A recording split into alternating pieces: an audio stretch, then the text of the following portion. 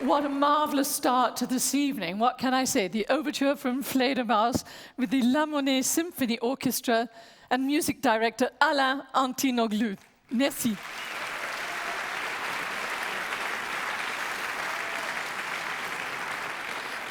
Ladies and gentlemen, welcome to this very special occasion, to this opera gala. On behalf of Peter de Calouve and his entire team, who are the recipients of this extraordinary award, Best Opera House 2025, let me welcome you here. And let me welcome not only every one of you who is sitting here in La Monnaie this evening, but also to those who are watching the live streaming through Opera Vision this evening and also for the next couple of months. So welcome to you all. My name is Karen Stone, and I'm the director of Opera Europa. That's the organization to which we have 250 members, Opera House members throughout Europe. But let me just say something about what got me into opera at the very beginning. When I was at school, we had a performance of youth and music, which took me to the Ravel double bill of L'Enfant et les Sortilèges and L'Heure Espagnole at the old Sadler's Wells. Sadler's Wells in London was the forerunner to the, unfortunately, somewhat endangered English National Opera of today. But that performance, that evening, well, it grabbed me, and I just discovered, I just adored the theatre, the sound, the music, everything about it. And here I am, 60 years later, still just as passionate and just as enthusiastic as for those of you with a good eye can see from my brooch here. I love opera, just in case you didn't know. And so let me take this opportunity to thank, and if I could give a special award, and I know I have many colleagues here from many theatres, my award would go to all the education and outreach people in our theatres, because they're the ones who form, as it were, the opera of the future, by infusing young people to sing, people to work in the theatre, and also they create the new audiences of tomorrow. So from my heart, thank you all very much. I'm here because of you.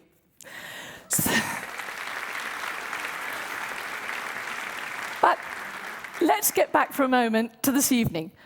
Great music, as we've already heard, and believe me, there's some even better to come, and also some fantastic big awards.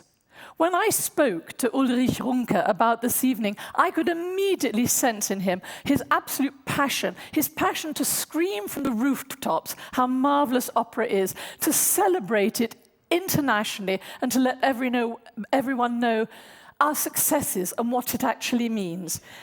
And it's really through his commitment, his vision, and his passion. Well, he created the Oper magazine, and in 2019, he created the Oper Awards, which are now really established and international, and that's why we're here. So I'd also like to say that what I noticed when I spoke to him is not just enthusiasm for coming and seeing an opera on a stage, but also for the social commitment of opera, for the next generation, and for everything that we do to promote the culture and the music of our countries. So, without more ado, it's a great honor for me and a great pleasure to invite Ulrich Runke onto the stage. Ulrich Runke.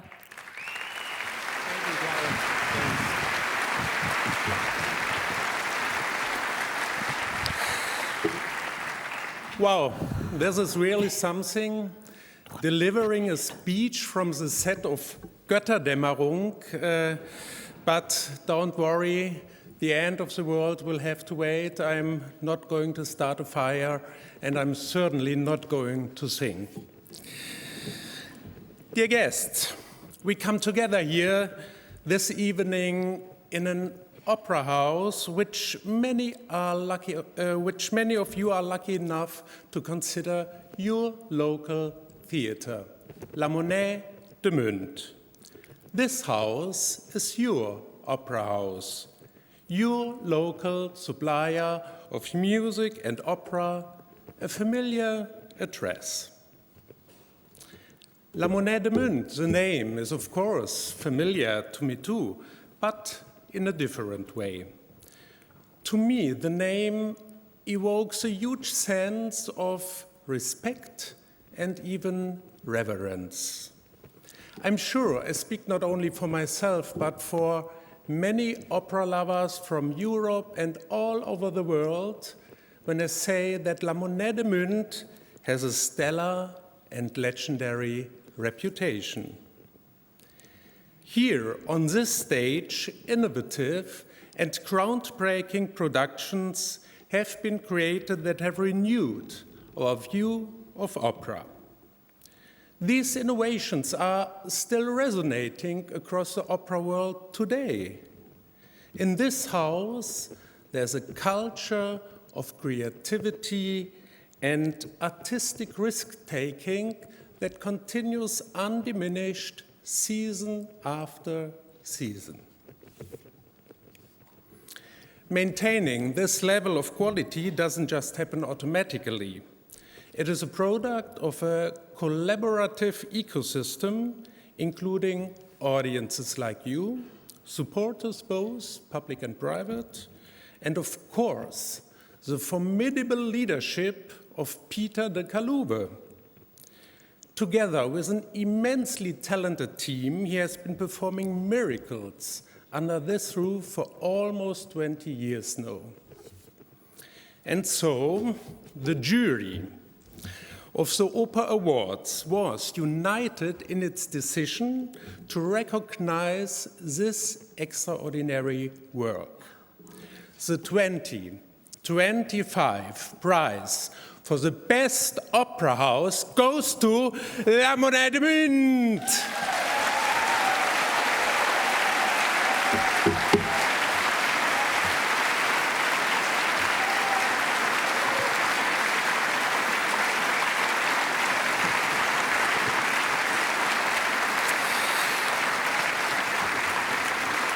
Yes, well deserved.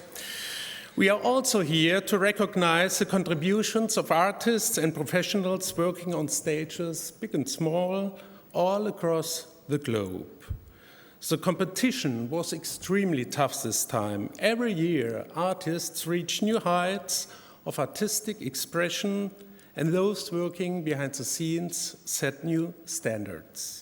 It's fair to say that everyone being honored here tonight has achieved something exceptional. You really have my admiration, my respect, and my gratitude. Last, but certainly not least, I would also like to thank my colleagues from the esteemed jury, because identifying our winners is a demanding task, and they do a fantastic job. I leave you now in their capable hands, and I'm wishing you all a great evening.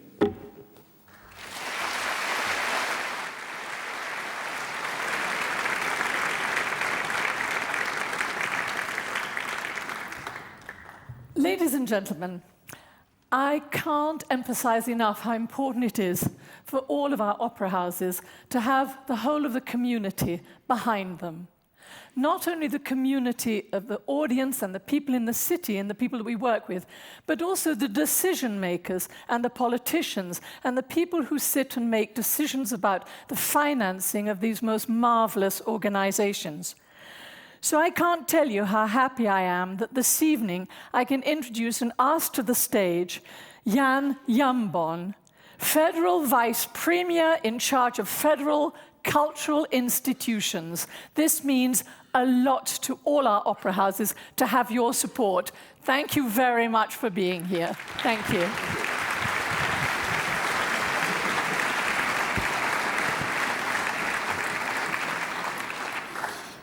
Ladies and gentlemen, esteemed attendees, welcome to this magnificent opera house, La Monnaie de Munt.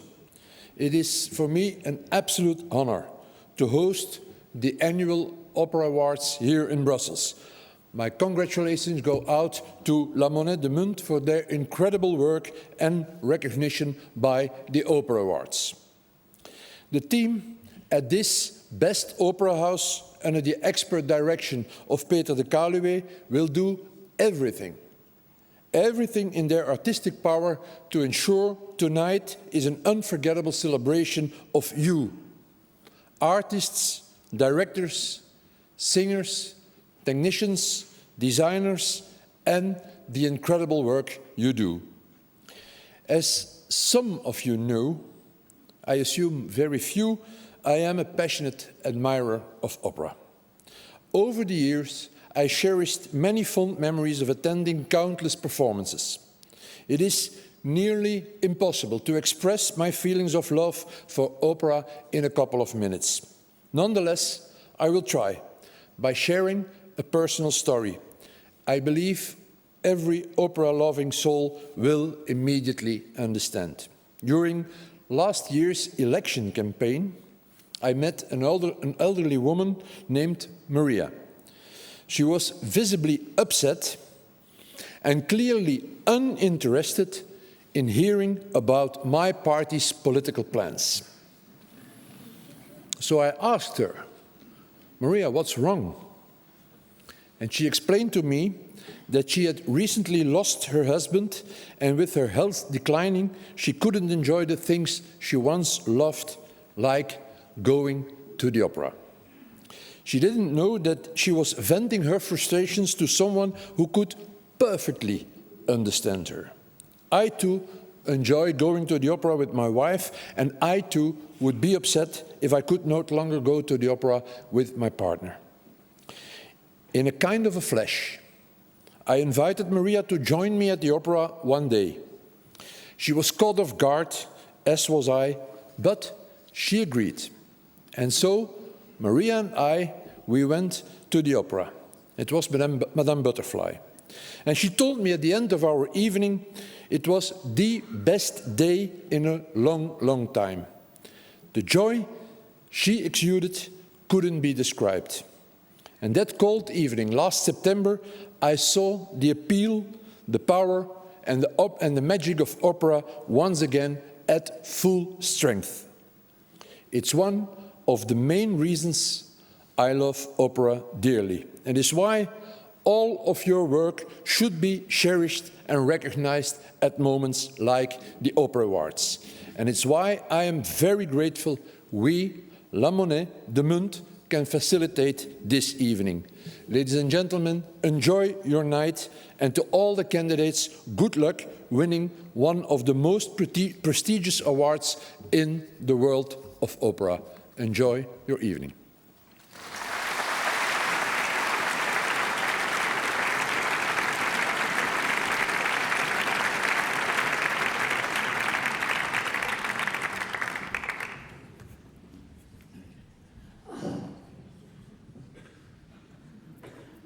Oh, this is marvellous. I now have a new perspective on everybody. I have to say you look all fabulous, dear audience. You look absolutely marvellous. Now we come to the main section of this evening, and that is the Opera Awards. These Opera Awards have been decided by an extraordinary jury put together by Ulrich Runke as the chairman of the jury, which is really exciting. And so the 6 jury members will each present some of the awards. And I would ask to start off with Uwe Friedrich, who's born in Cologne, a city close to my heart, because for 5 years I was opera director in that marvellous city. I can't give you a list enough of all the places that Uwe Friedrich has worked, which include Deutschlandfunk, the Bayerische Rundfunk, but also the Tagesspiegel, and so many special publications. And he is now going to tell us the award winners for the best world premiere, for the best future project, and for the best festival. So where should I be going this summer? Uwe.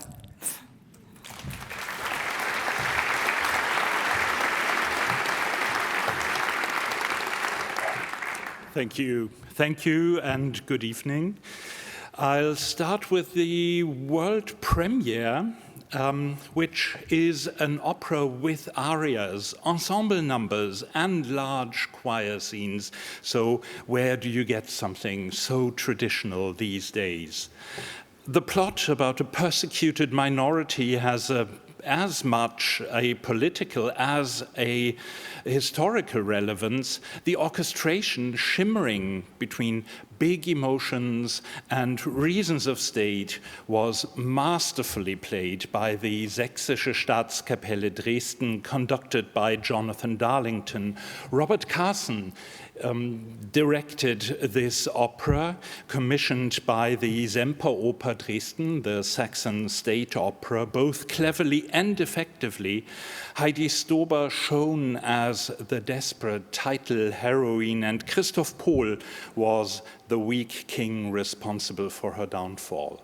Unfortunately, for health reasons, the composer can't be with us tonight, and we wish him a speedy recovery. And instead of him, I will welcome the librettist of this stroke of good opera luck, which is Detlef Glanert's The Jewess of Toledo. Please welcome Hans-Ulrich Treichel.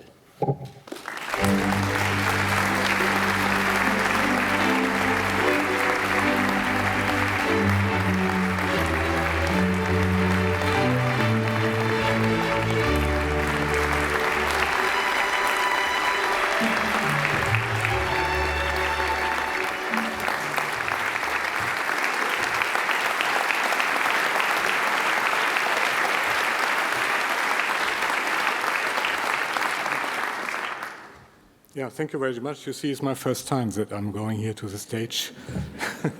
I have to try it. I have to do it more often. But I'm only the librettist. So the Mr. 10% from the opera normally must would it right to be here. Detlef Glanert. We have written 3 operas together, and I must say it was always a very good and big inspiration for me to work with him. It was like going in school, going in university, and a little bit learning about music. But I must also say that there's a rest of mystery. Also, when you work so together with a composer, why really it's possible to do with only paper and pen and without any instrument to create a thing like a great opera is really a miracle. Detlef asked me to transfer his greetings to all the people, to the jury, to the auditorium, and I do it with this. Thank you.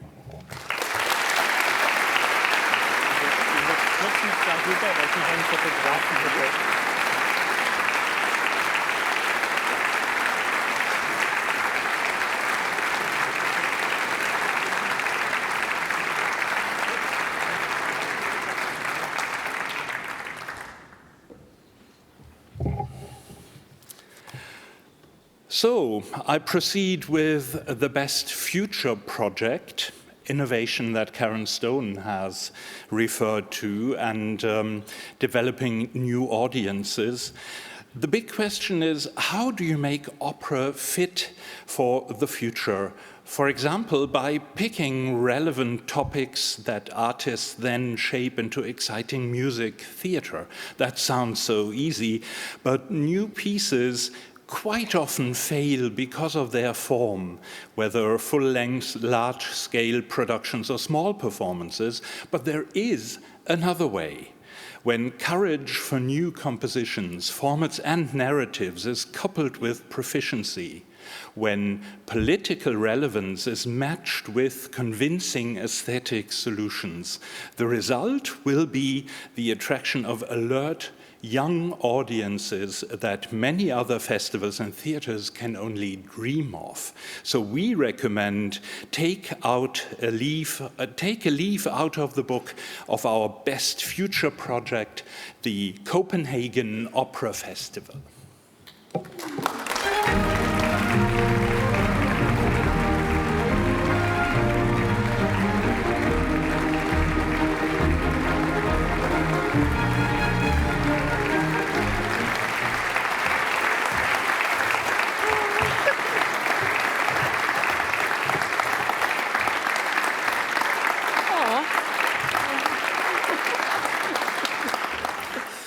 evening, everyone. I'm Amy Lane, and I'm the Artistic Director of the Copenhagen Opera Festival. And I'm Rikke Frisk, and I'm the Executive Festival Director. So I do hope tonight we can express well enough, actually, how much this award means to us, and to all those who sponsor our work, both financially and emotionally. And ultimately, what this means for all those who created with us and alongside us in the myriad of forms that opera can and should exist in. This award stands out as a huge thank you to our audiences. Across age groups, backgrounds, and opera knowledge, each year in August, over 10 days, more than 20,000 people join us across the streets and stages of Copenhagen with great curiosity. Our programming is instigated by the desire to tell stories. We respond to the world around us and create that electric exchange, we hope, between artists and audience. And in my opinion, there is no more inspirational experience than when music and drama collide together for a common purpose. And at the festival, we thrive on both celebrating and reinvestigating this incredible art form. We are a small company. In fact, what you see on stage here is the year-round Copenhagen Opera Festival team. And we would like so much to thank the jury for acknowledging our ambitions. So, as Best Future Project, we plan to discover and support the next generation of talent. We want to create a work space that you can thrive and fly in, and sometimes fall over in. And we'll share this journey with our artists and our audiences alike with open hearts and an ever-inquisitive mind. And we do hope that you will come and see for yourself. Thanks, everyone. Let's have a wonderful night.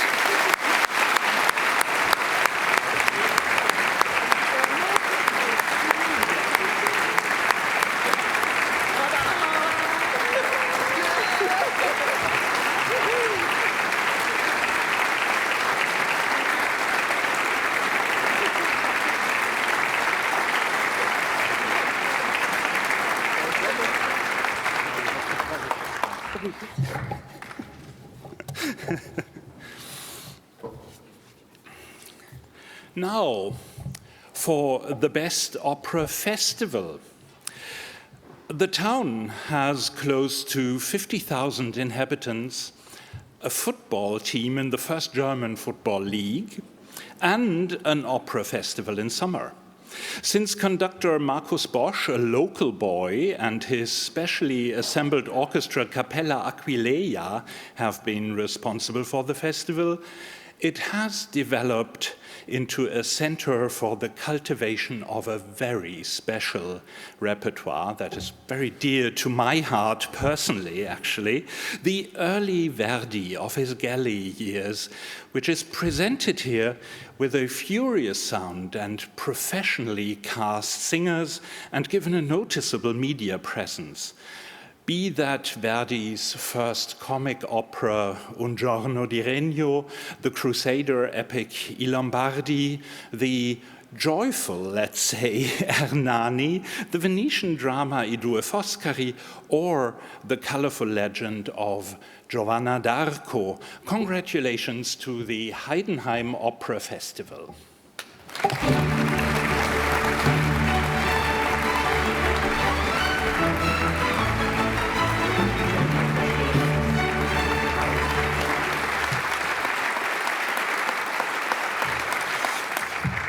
Mesdames et Messieurs, ladies and gentlemen, dear colleagues, it's really a great pleasure and honor for me to be here today.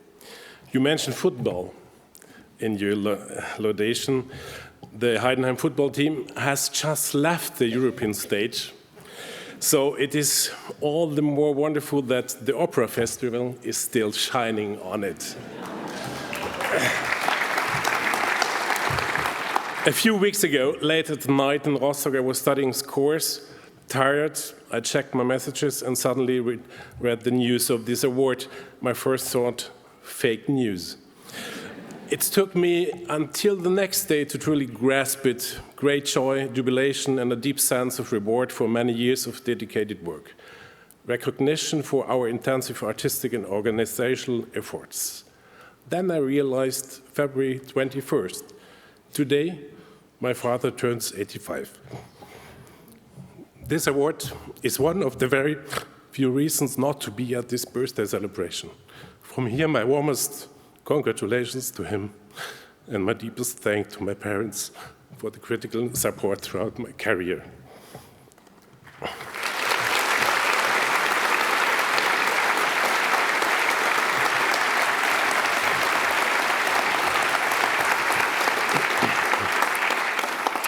It is a great honor for me to accept this award on behalf of the Heidenheim Opera Festival.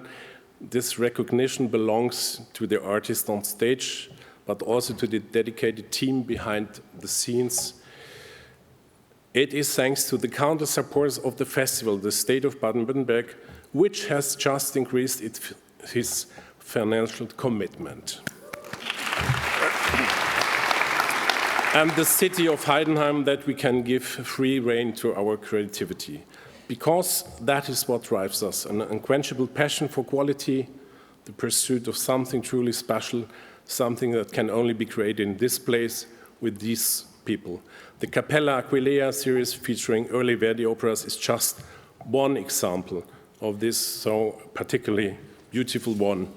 At this moment, I would like to thank my baby, Capella Aquileia, our fantastic choir from Brno, the Stuttgart Philharmonic, which has grown into a wonderful opera orchestra, and of course, my team.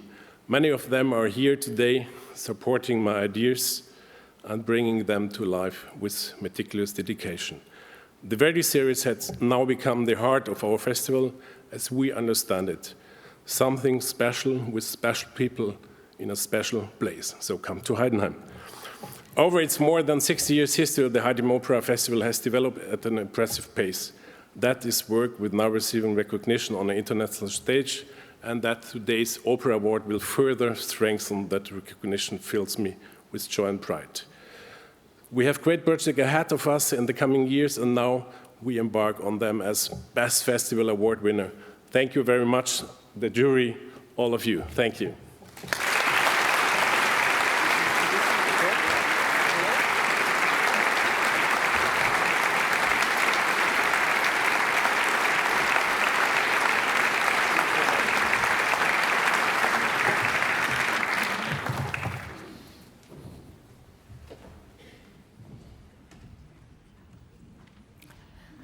And now, ladies and gentlemen, we have our next group of 3 awards. Best Solo Album, Best Opera Recording, and Best Director. To announce these 3 awards, I would like to ask to the stage Georg Kasch, member of the jury, Theatre Studies and Cultural Journalism, editor of Nachkritik, very good piece, I always read that, and member of the jury for the Federal Theatre Prize, and of course, ladies and gentlemen, very importantly, a member of the jury for the Berliner Theatertreffen. So, Georg, take it away.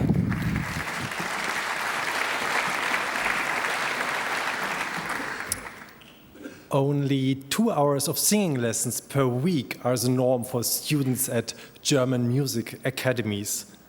That is strikingly little. The singer who made the best impression in terms of her recordings this year says she studied 6 hours a day at her academy in Ufa, capital of the Republic of Bashkortostan in southern Russia. The result? A glittering super mezzo with an iridescent vibrato. On her debut album, under the direction of Daniele Rustioni, she sings arias of almost all the magnificent roles in her field. Carmen, Rosina, Cenerentola, and Charlotte, as well as Romeo in Bellini's I Capuletti e Montecchi. With this recording, titled Aigul, she has managed to create the best solo album of the year, Aigul Agmetchina.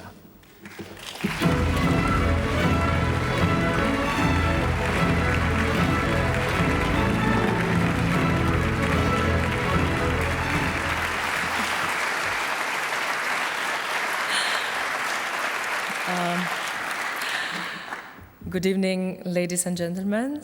I'm not very good with speeches. For that reason, I have a little note for myself.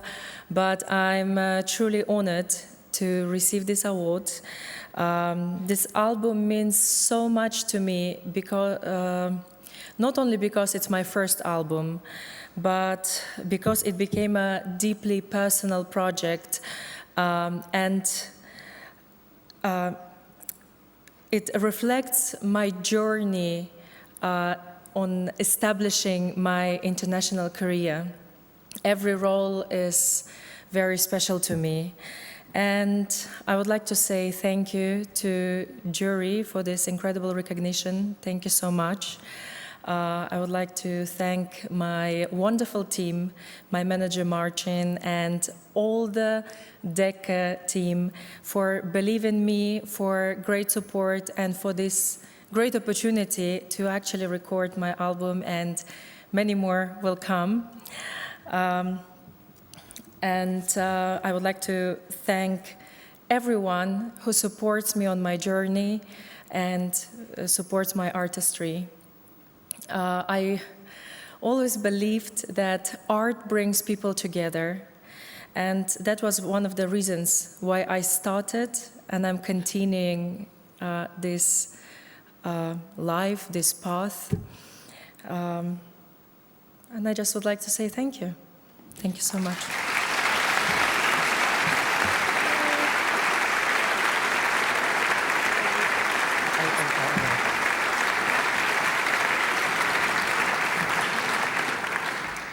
And now, ladies and gentlemen, I have the pleasure to announce that Aigo Lagmecina will present Non più mesta from the opera La Cenerentola by Gioacchino Rossini. Enjoy.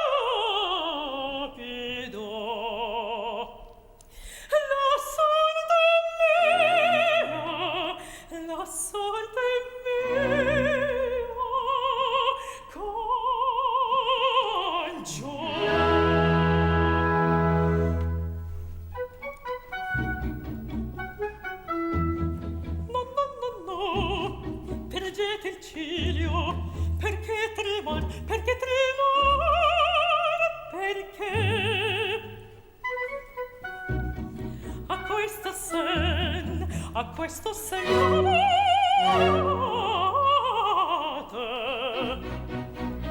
Figlia, sorella, amica, tutto trovate in me.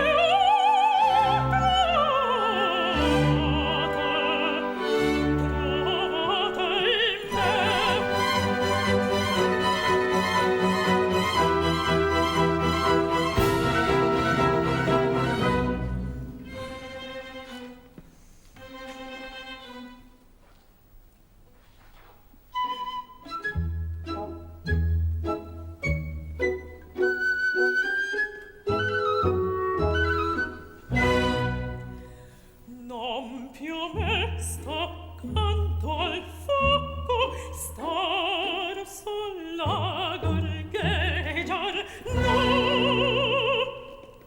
Af un lampo, un sogno, un gioco, il mio lungo palpitar.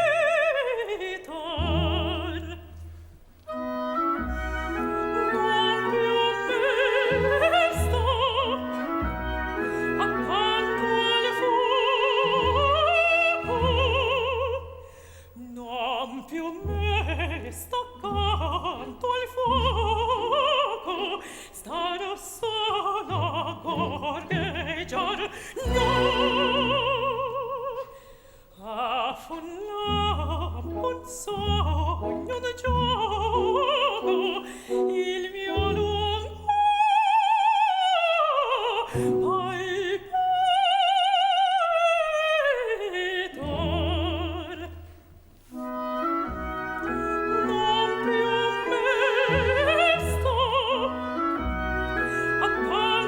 al fuoco,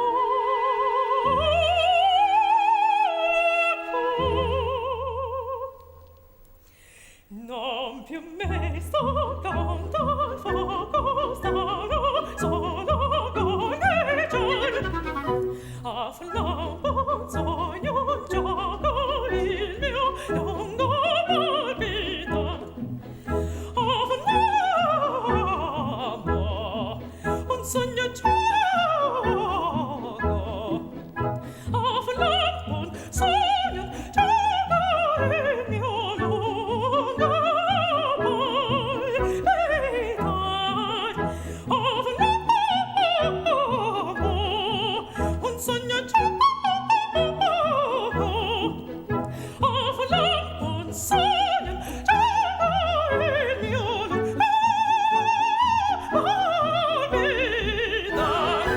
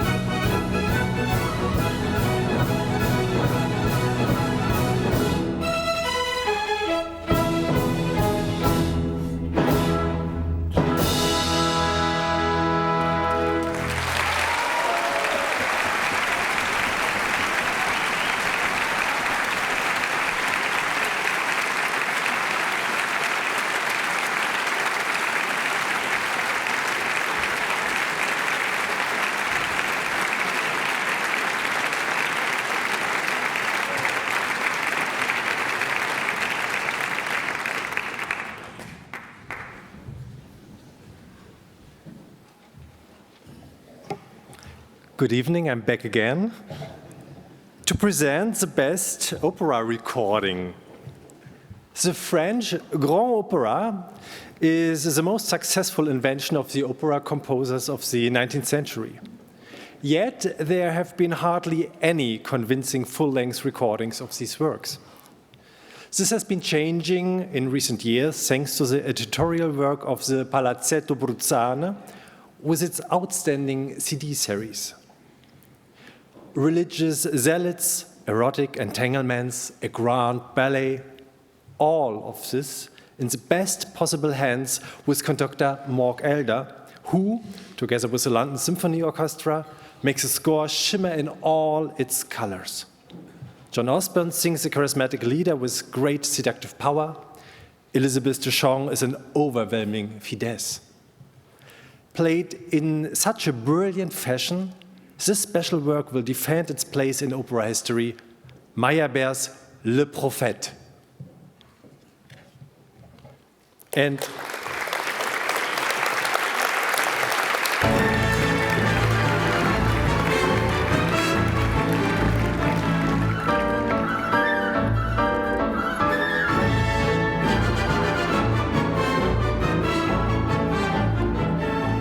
I welcome on stage Becky Lees from the record label LSO Live. Congratulations.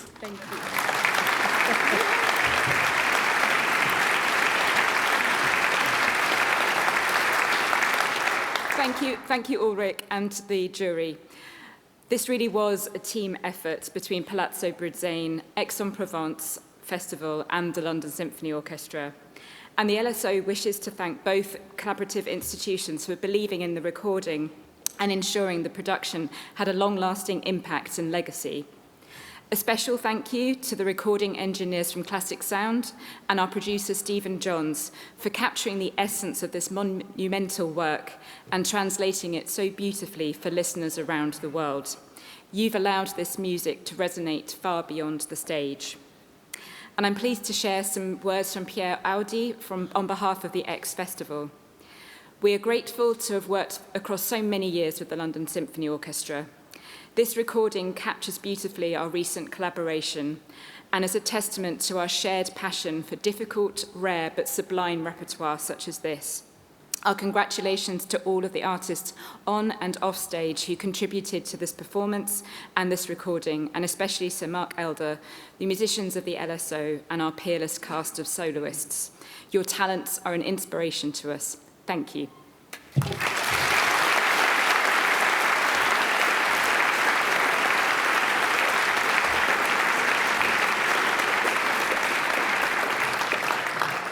And now to something completely different, Best Director.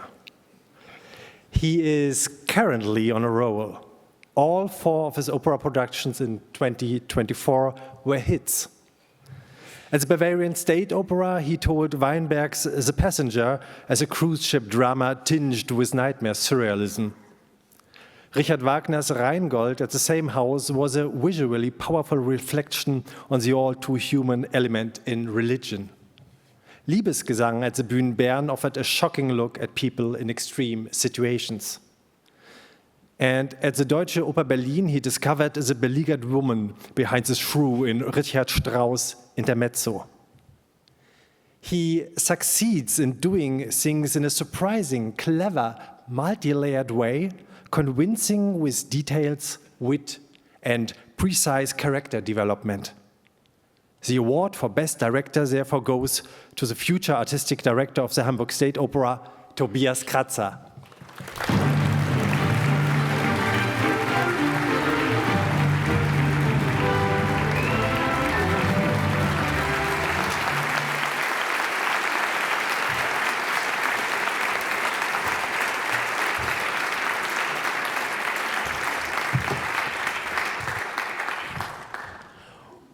Well. Congratulations. I'm not allowed to give a speech.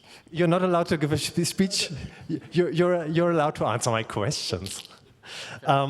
Considering all 4 of your productions in 2024, which one was the most challenging? Very good question. Actually, I think the world premiere, the Haas piece. So it's probably the smallest production. It was a 2-person piece, an a cappella opera, so no orchestra at all. Just 70 minutes of high-intensity acting, high-intensity singing with just 2 singers. I was staging it actually in the pit, so the audience was watching from all the balconies. That was a very intense period, I have to say, and also a very special, of course, task to really bring a piece to life rather than to reinterpret one. This is your second time winning the Oper Award for Best Director. Does this feel different this time? Yes, because actually the first award I got in the middle of a pandemic with only Manuel Brook and a cameraman in the room. So basically the world, unfortunately, around hasn't turned any better, but at least we're now all in it together, which is also good.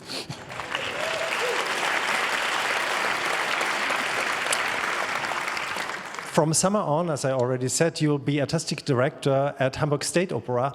What is the attraction of so much responsibility? The attraction of responsibility?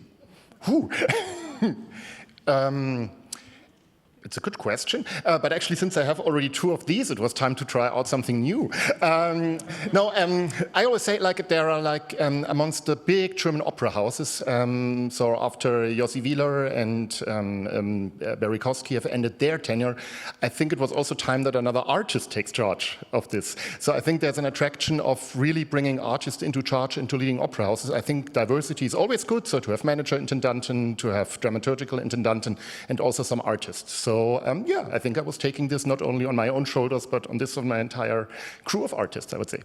Great, good luck, and congratulations. Thank you so much.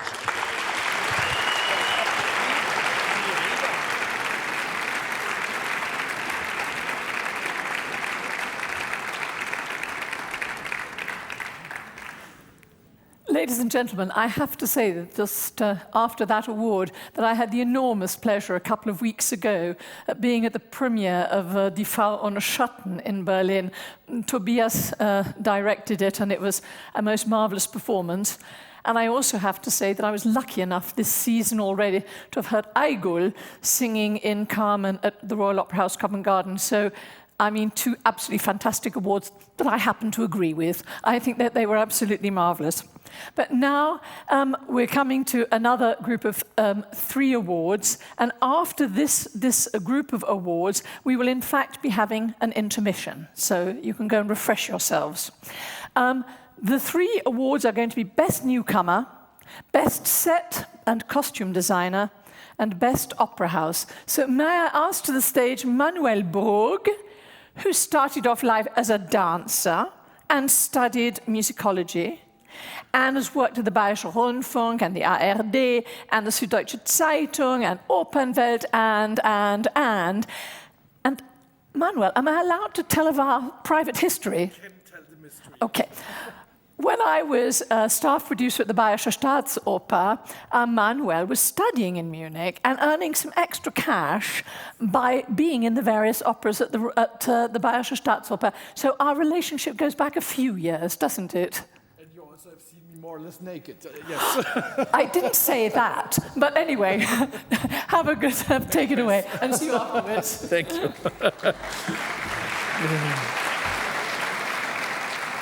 Not happening today. Today I'm happy to announce the Oper Award for the Best Newcomer. Back when Alfred Deller caused amazement with his falsetto acrobatics, no one expected that a new Stimmfach would one day emerge from this. Now the time has come. Countertenors had an unprecedented run the last year, and entire Baroque operas can now be cast with male sopranos and altos in all major roles. At the Bayreuth Baroque Festival 2024, a young soprano stole the show, eclipsing even stars of the scene. He gave Achilles in Porporas Iphigenia in Aulide the most heartfelt intensity and beguiling acrobatics. A true whiz kid.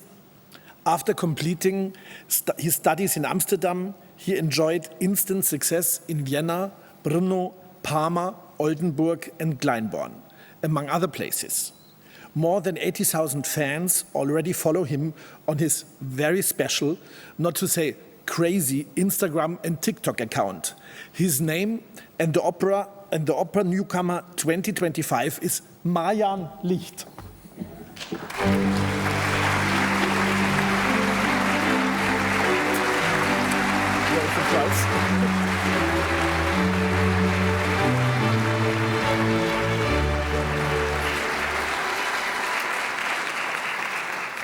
Thank you. It's yours. I would like to keep it for the speech, of course. Thank you very much. Finally, it's not just my mom who thinks I'm a rising star. Yeah! A huge thank you to the wonderful jury for this recognition and for supporting what I see as my life mission. Singing, communicating deep emotions through music, and opening people's hearts. I am incredibly honored to call this my job. I dreamt of being a singer since I was 2 years old, imitating the microwave sounds. Since I was 6, singing and dancing to Britney Spears. Since I got my first solo in my primary school choir. Singing has always been the fire in me. Back then, I wanted to be a pop star. But it all changed when I met my first vocal teacher, Vita Gurevich, at the age of 17. In our first lesson, she tested my range and kept on saying, "Go higher, go higher, go higher!" And trust me, I went higher.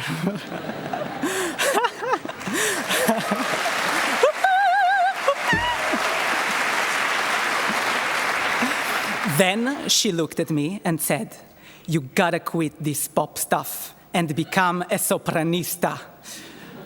This moment changed my life. I fell in love with Baroque music and opera. I left my home country to study in the Netherlands. I became obsessed with vocal technique, ornamentation, and especially trills, so much so that I even wrote my master thesis about the vocal trill at the Conservatory of Amsterdam. I spent years locking myself in practice rooms, 6 to 8 hours a day, perfecting my craft. And standing here tonight, I can say it paid off. I want to thank my mom, who is my biggest supporter, as you already know. My dad, who always dreamt of becoming a singer, but never pursued it. Yesterday marked 14 years since his passing, and wherever he is, I know he is singing. And here on earth, I sing for the both of us.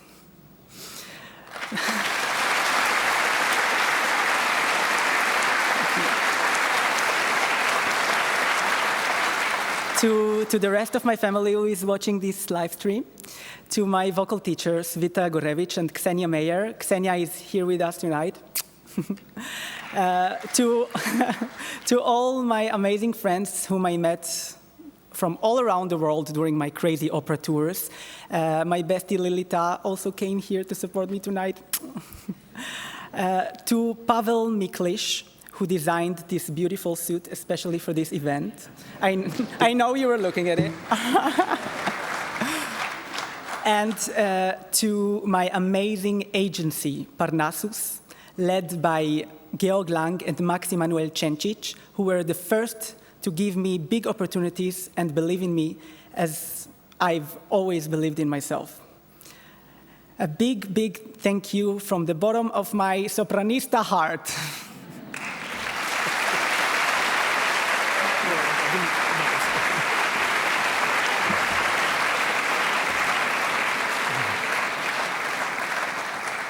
And of course, I know now you're very eager to hear him sing, which he will do with his, for the moment, party piece, the Largo Ombra Mai Fu from Circe by Georg Friedrich Händel.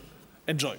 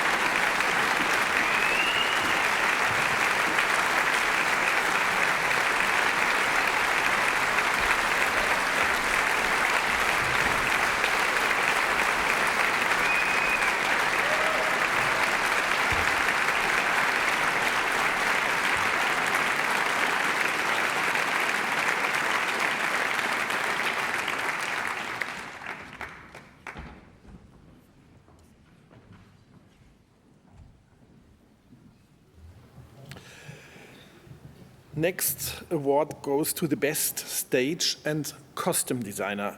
Today, as can happen, the award for best stage and costume design goes to the same person and somebody who has special links to this house.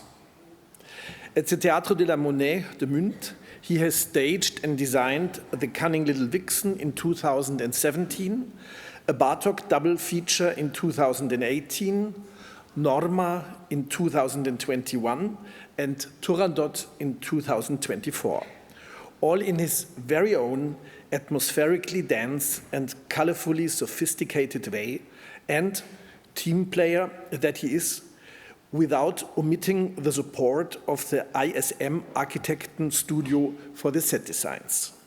His stage work always bears witness to a universal interest in art, fashion, and design.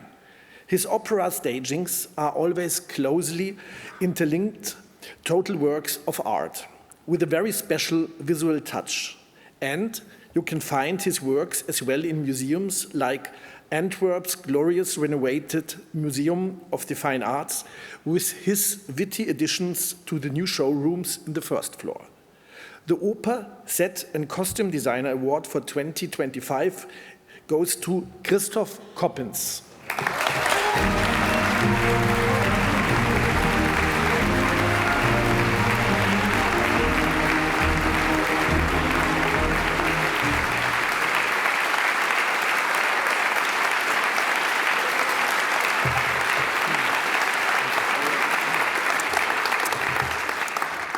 Thank you. I don't consider myself as an award-winning kind of person, so this is very special. Thank you very much, members of the jury. The good thing about winning a prize is that you can take the time to really thank some people, and there's a lot of people to thank. I mean, there's more than 500 people working in this house, so this might take a while.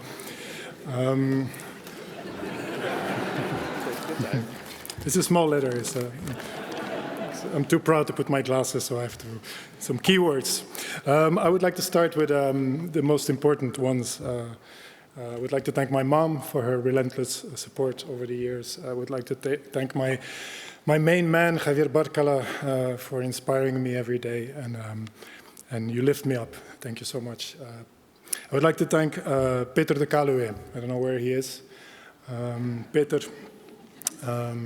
You saw me in a period that I didn't see myself so clearly. It's very nice to be seen, so thank you so much. You changed many things for me, and I will be forever grateful, and I look forward to see what's next for you and your next adventures. This house is a very, very special place, as everybody knows here. I would like to thank the whole production team, the cast, of course, the wonderful cast, the wonderful chorus, but also the people backstage. There's so many of them, and then you have all these levels, these floors, these buildings, these amazing offices and desks and behind doors, and all these people, all of them. I would like to really, really thank them. They make making opera, because I mean, it really takes a village to do this. I would like to thank ESM Architects, my partners in crime, for making the sets. Koen, Wim, Jarno, on front row here. Thank you so much for your work. And which brings me to the most important people for me linked to this award. These workshops here, I don't know if you're all aware how many really talented people that work here. These are all people with their lives, with their problems, with their issues, with their children, with their dreams, and they all studied really, really hard, and they worked really hard to come at the level that they are. And then you arrive here with your ideas, and they just hand that over to you on a platter, and that feeling. That feeling of feeling that energy of all these people at the same time is just spectacular. And I think that's the reason why I do this. So thank you so much. Yeah.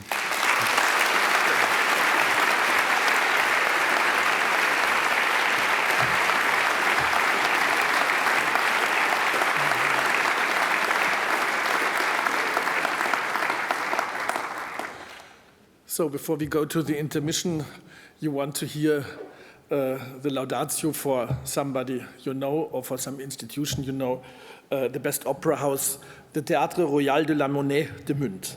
Under its general and artistic director Peter de Calouve, radiates enormous appeal and inviting openness, encouraging artists to creative top performances and drawing in audiences.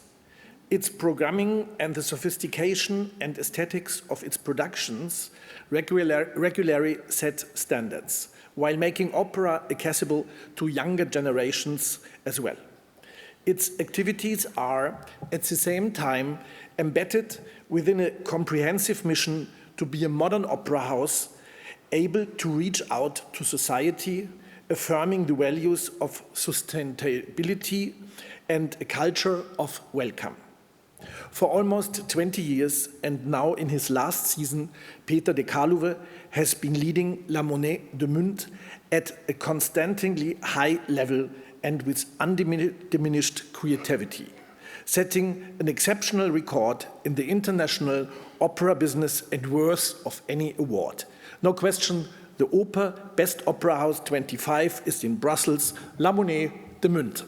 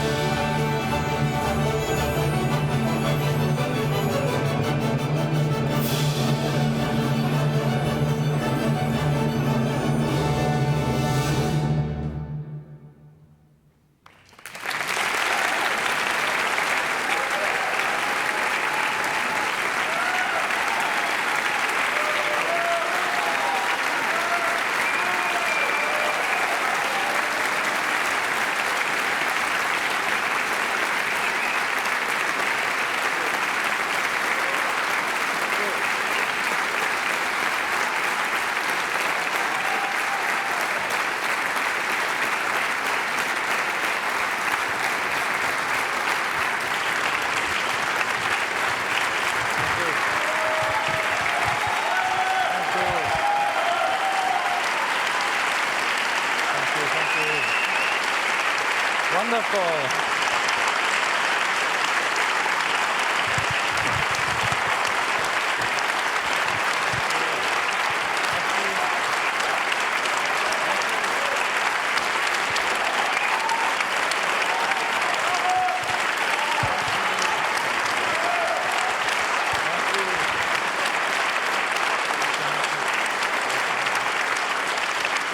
Merci, merci, ça fait chaud au cœur. That's what we love in opera. Yes, exactly. We like applause, yes. But mostly it's for the artists. Peter, you are from Belgium. How did La Monnaie de Munt spark and influence your love of opera? It completely sparked my love of opera. I mean, thanks to my parents, I went to see opera. My first opera I saw was La Forza del Destino, which was clearly the fate that I had to follow, and I did follow it. But La Monnaie, for me, has been accompanying me since my student time. I've seen amazing productions here, and it's been the inspiration throughout my career so far. But then you left it and went away. How important was it to subsequently rise through the ranks as the newly established Dutch National Opera in Amsterdam, from public relations chief to casting director and co-director? Yes, it was an amazing adventure because the reason why I left La Monnaie was because I could, in a way, not work in an atmosphere of conflict. And we had a fantastic director whose vision was that friction creates warmth. That was not my view of things, and I had too much friction, and I decided I had to go. And I was welcomed by Pierre Rodi and Truze Lodder in Amsterdam, and they gave me all the chances. For 16 years, I've been learning everything there, and that has really been an amazing growth path, and I'm eternally grateful to them. And I know Pierre is watching on Opera Vision. Thank you, Pierre, for that trust. Thank you, Truze, also for that trust in me. Thank you. Here in Brussels, you are the successor, as you mentioned, to artistic directors such as Gérard Mortier and Bernard Foucroul. How have you continued on their path? How have you differed from them? There is one name we should perhaps mention before Gérard, because there was Maurice Béjart. And Maurice Béjart, we should never forget that he was one of the big influencers of not only classical dance, but also ballet, but also opera. And Gérard, of course, had one word which was constantly written all over him, which was excellence. Never go down a level. Always stay there. You can make mistakes, but always stay on the level and make mistakes on the biggest possible level. So that was really a slogan that I've always been following and that I always believed in. I think Bernard has added a very intellectual and especially also very musical layer on top of this with the engagement of Tony Pappano, who of course has started to make this orchestra sound the way we hear it today, thanks to the work of the current music director, of course, Alain Antinoglu. Yes, it's a fantastic adventure. I can only say that. I know this is particularly difficult to say. What are the productions or formats from your time that you remember most fondly? Okay. I didn't answer the first part. The second part of your question, where was the difference? I think the difference is in the fact that I'm a harmony seeker and that I'm a humanist. And I always start from the artist. I always start from the artisans. I always start from the people who have to make the productions that we make on stage. So the inspiration comes from them. The inspiration comes from the house. And as Christophe already said, this house has such amazing collaborators. And this prize actually is for all of them. But can you mention some of the productions you like most? You know, it's like asking a father which child he loves most. It's very difficult to say. But I think in the last years, I mean, we have been trend-setting in specific repertoire. I remember, for instance, an amazing production of Le Grand Macabre by La Foudre de Baus here, which has toured the world since. We have been doing the opera debut of Romeo Castellucci, who offered us the Parsifal, and also the unforgettable Orfeo et Euridice, that everyone is still speaking about when they meet me.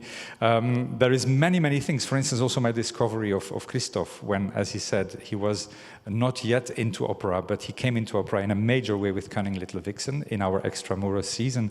So there are many things that I can applaud. But what I like most is the idea that as a dramaturg, I had my chance to put my hands on the repertoire and start with remix opera. And we already had the Mozart a Pontes in one set with one cast. We already did Bastarda, which was a huge success based on the Donizetti operas. We did the Verdi, Rivoluzione e Nostalgia, based on the early operas of Verdi. And now we are working on the perfect antidote to Wagner's Ring des Nibelungen. We are working on Monteverdi, and the premiere is in 1 month's time.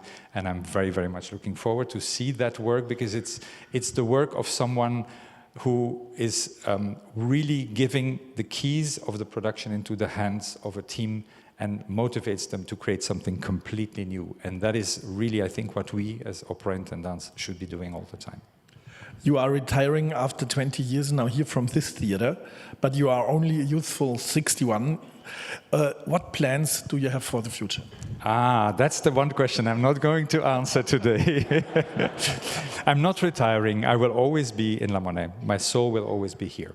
Once you have lived in this place, your soul never leaves. So you will always come back here. I do have other challenges ahead of me, and I will be able to talk about them a bit later, but not today. Perhaps in the intermission. Enjoy. Okay, thank you very much. Thank you. Merci.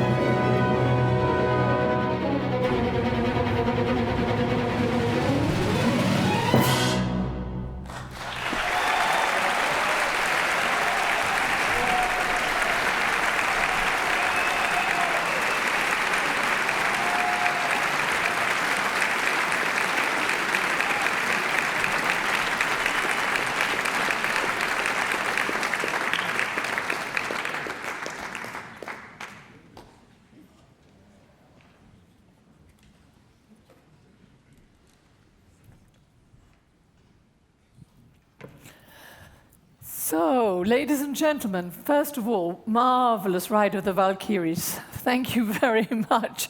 Marvelous that.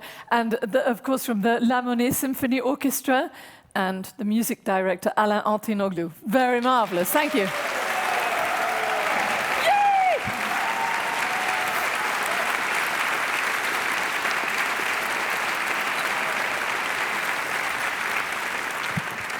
Now, if that isn't a marvellous way of coming all together again after an interval and a good glass of wine.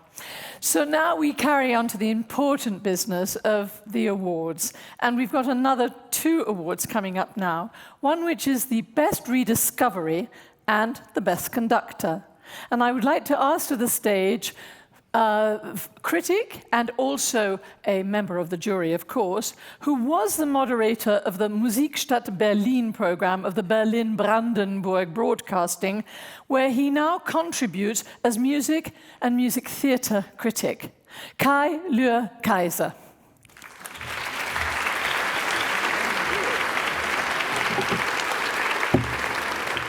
Thank you very much. Good evening, ladies and gentlemen. It is my pleasure to present to you the Best Rediscovery. If an opera is rejected by the public, that does not necessarily say anything much about the work itself. It may just mean the time was not yet right for it. Re-examining a failure, however, requires courage, and that is exactly what the Zurich Opera and director Sebastian Baumgarten have shown under the baton of conductor Gabriel Fels. The elaborate musical drama about Franz Kafka's long-suffering hero Karl Rossmann turns into a captivating night at the opera, during which acting, singing, dancing, and stage technique merge into a total work of art that is intended to overwhelm, but above all intended to make you think. And so, almost 60 years after its world premiere, a very special stage work became an acclaimed success.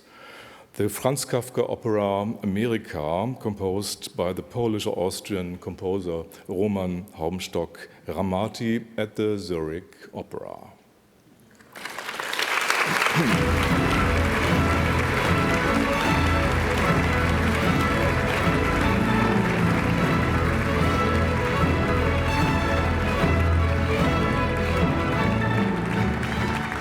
Please welcome to the stage the chief dramaturg of the Zurich Opera and the dramaturg of the production, Klaus Spahn.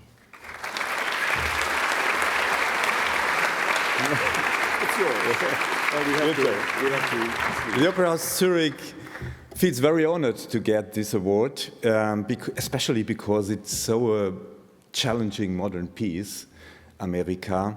I would like to thank Sebastian Baumgarten, the director of this piece, the conductor Gabriel Fels, who realized this really tricky score. We had a choreographer, Takao Baba, and a wonderful urban dance group. And I would like to say thank you to our sound department at the Opernhaus Zurich, because they moved the sounds of 3 pre-recorded orchestra parts 3-dimensionally in a very spectacular way into the auditorium of the Opernhaus Zurich.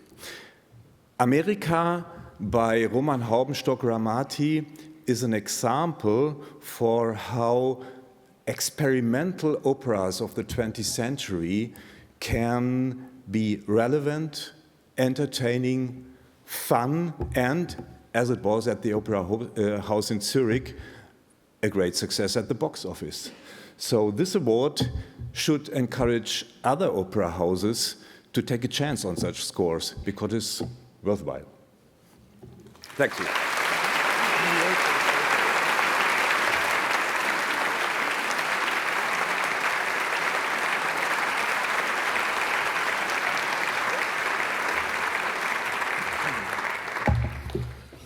It is now my honor to present the Best Conductor of the Year. It is, in fact, a conductor's job to organize time sensibly and not to waste time, something often overlooked in the age of influencers. He is one of the few greats in his field without a permanent orchestra, in demand worldwide, still upholding this aspect of craftsmanship, a Kapellmeistertugend, one would say. He has never been a specialist, even if he was mistakenly thought to be one, rather a libero, who conducted ancient music as well as contemporary, everything basically, both in the opera pit and on the concert podium, well versed in the German as well as the Italian, French and Spanish repertoire. That's not a coincidence. He has recently released the recording of his brilliant 2024 Bayreuth debut with Parzival by Richard Wagner, and is currently working in Paris on his second Ring Cycle production. The unique, the cool, clear-headed, sensual, sensational Pablo Heras Casado. Please welcome him.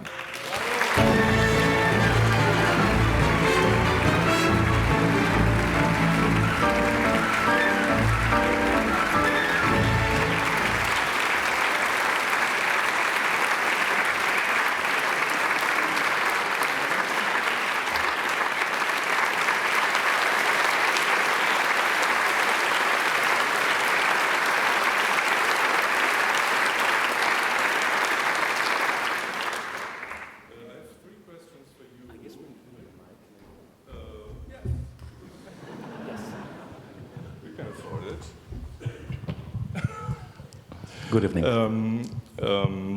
I have three questions for you.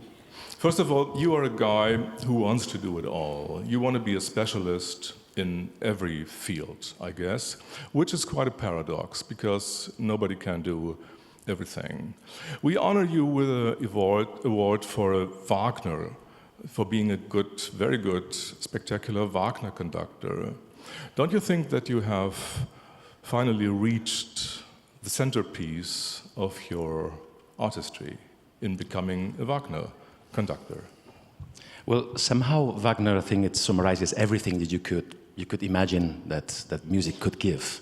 And I like, I've been asked sometimes this question, but recently having done the complete Monteverdi cycle of the 3 operas in Vienna, in the Wiener Staatsoper,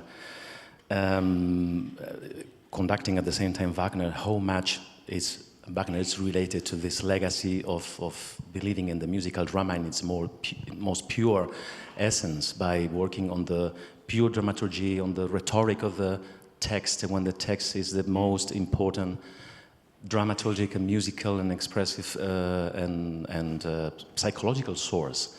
Wagner goes back to these roots, and so somehow in a way, yes, maybe Wagner, and I'm sure many people would agree, is like the culmination of this wonderful musical and artistic art that is opera.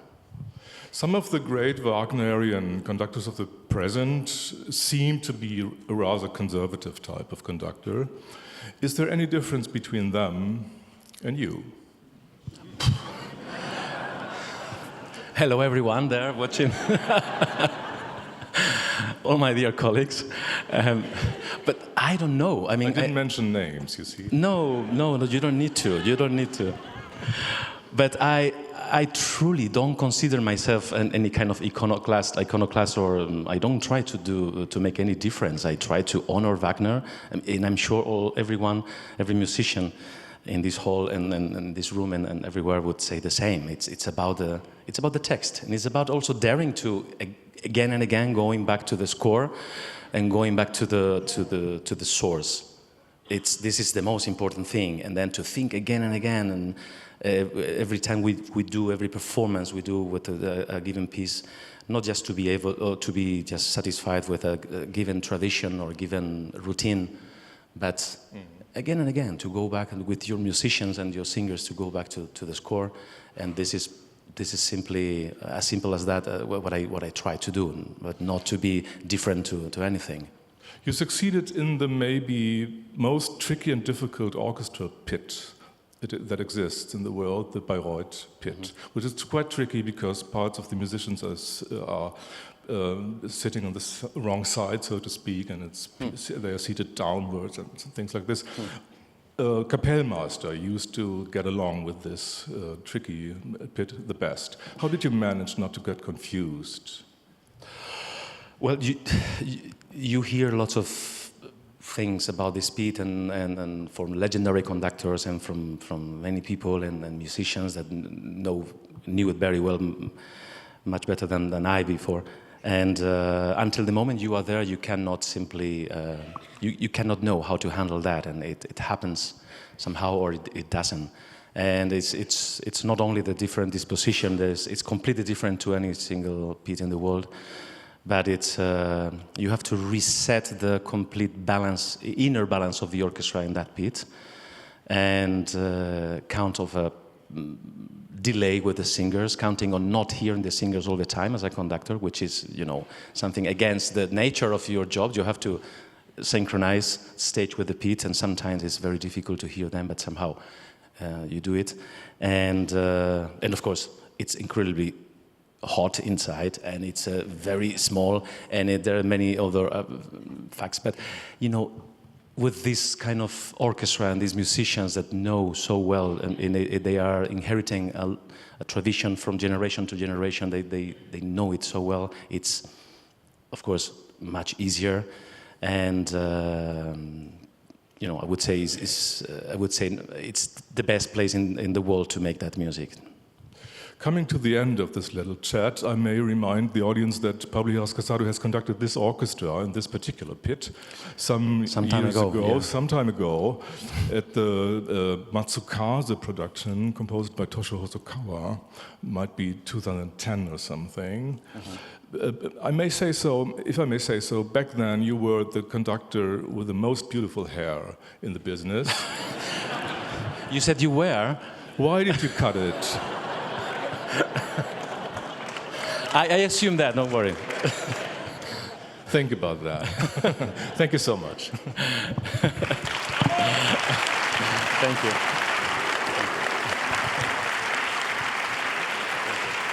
Thank you very much.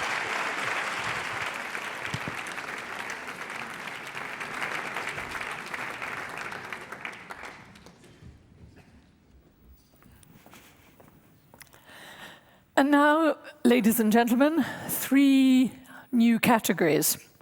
Best Male Singer, Best Orchestra and Choir, and Best Production. So may I ask Eleonore Brüning to join me here on stage. Has been the editor of Die Zeit and the FAZ for music, and is chair of the German Record Critics Award, and also on the board of the German music competition. So, Eleonora, please. Thank you. Thank you. Yes. Yes. Dear ladies and gentlemen, I have the pleasure and the honor to announce the best male singer. And of course, it's a tenor. The best male singer of the year, I'm sorry.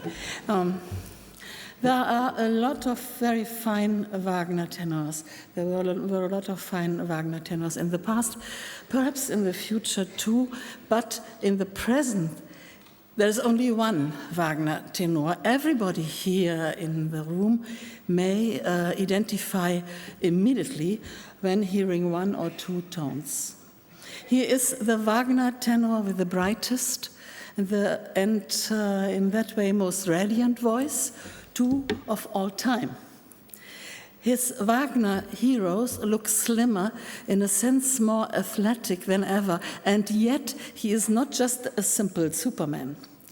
After many years as a perpetual Lohengrin, he has worked continually his way and conquered new roles through Parsival-Stolzing, Tannhäuser-Wenn, Siegmund and Siegfried in the last 2 parts of The Ring des Nibelungen, 2 roles with which he made his stage debut at the Zurich Opera and which he also sang at the Bayreuth Festival last year.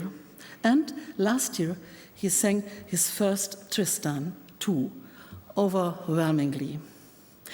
He is the proof that after eons, there is still something new to be discovered in the Wagner universe. Klaus Florian Vogt.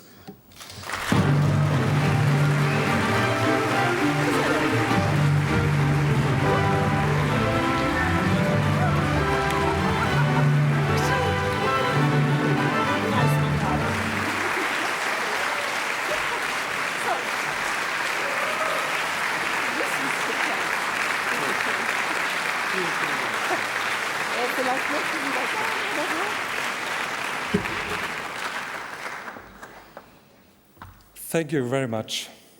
And I can tell you I'm deeply honored to receive this award. And I'm lucky that I didn't hear your words in the backstage, so I can stay on the ground. As some of you know, in the last 2 years I expand my repertoire with the two Siegfrieds and the Tristan. And I was really lucky with the productions and the musical circumstances, and it was a great joy and a big adventure for me, and a lot of work, of course. And so I'm so happy that it ends in a way like that. So it went well. But I also have to tell you that my heart is always, and that I speak to you in the orchestra, my heart is always in the orchestra. And when I hear this Walkürenritt, I'm feeling a little bit ooh, and so I'm really excited to be here. And always when I have the honor and the opportunity to give this Wagnerian heroes my point of view, it's a big honor for me and a big adventure. And I love this job, and I love this profession. And also some guys who are here, I have small stories with. The last one is Mr. Heras Casado. I jumped in the summer for last summer in Bayreuth for Parsifal, and I couldn't arrive on time, so I jumped in for the second and the third act, and we couldn't rehearse any note, and it went so well. So you can see how great this conductor is. And also with Mr. Altinoglu, we did together a Lohengrin production, in my favorite production in Bayreuth, by Neuenfels, and we did it for, I think, 1 season. Yeah, and that was also a great joy. Another person who's not here, but who was also awarded, was Detlef Glanert. We played in a youth orchestra in Hamburg together. He was a double bass player, and me, of course, a French horn player, so we have a long story together. And last but not least, I had the big honor to work with Tobias Kratzer in his great production of Tannhäuser in Bayreuth.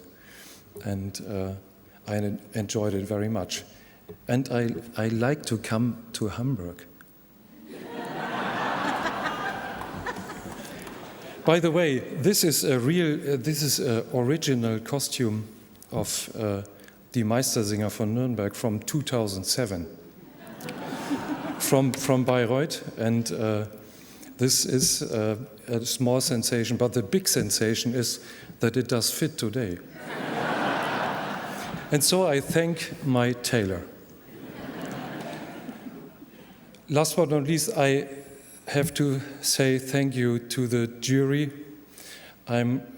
As I said, I'm really deeply honored to receive this award, and there are 3 more people that I have to thank. One is my agent, Andreas Dellert, who's here, and he does such a great work for me, what is really important. And the second one is my vocal teacher, Miss Irmgard Boas in Dresden, who who did her 95th birthday last year. And she's still working, and I have to learn a lot by her. And last but not least, I have to thank my beloved wife. She is sometimes more than I married to my profession, and she is she's in every situation she's supporting me so much, and I thank you very much.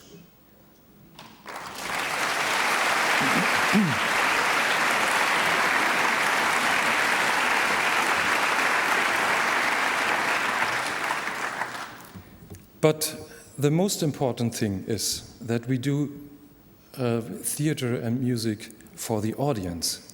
And I thank the audience and my fans who travel sometimes around the world to hear our work and to hear our productions. And we need you, and please come to the theater and try to enjoy the emotions and the stories we try to give to you. Thank you very much.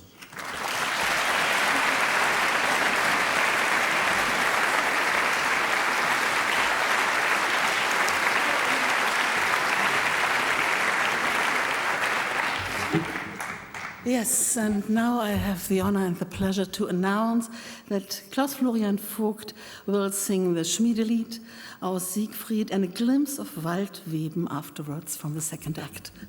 Enjoy.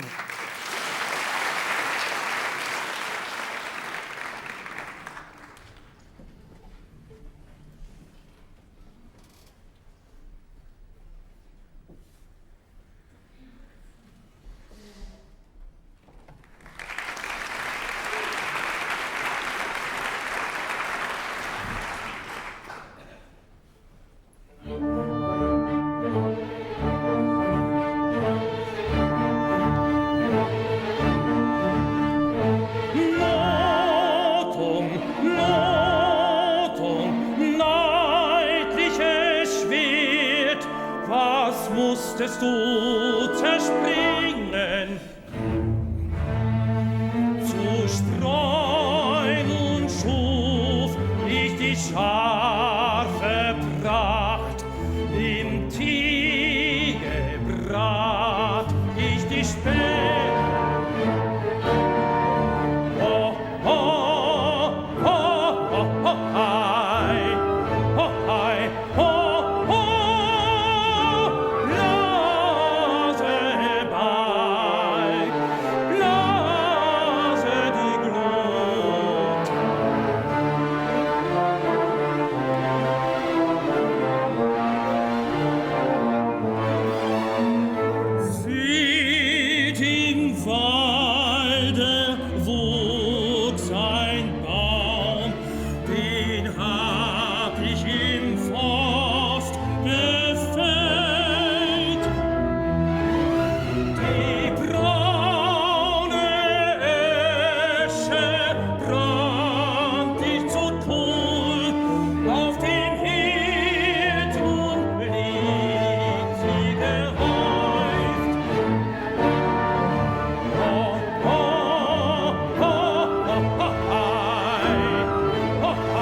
Oh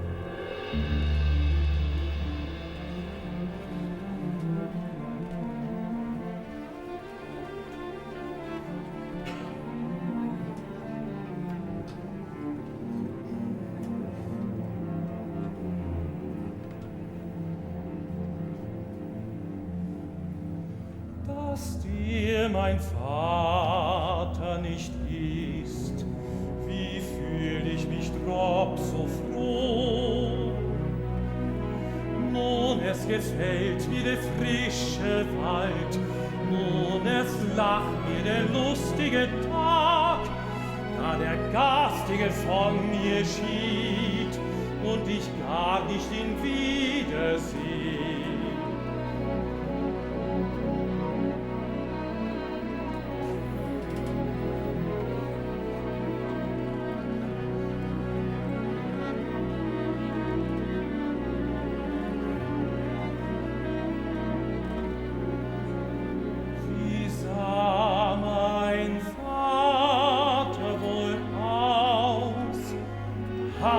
Gewiss wie ich selbst, denn wer so von Mime ein Sohn, müsste er nicht ganz Mime gleichen, gerade so gastisch, genießig und grau, klein und krumm, höflich und hinken mit hängenden Ohren, briefigen Augen, fort mit dem Halt, ich mag ihn nicht mehr sehen.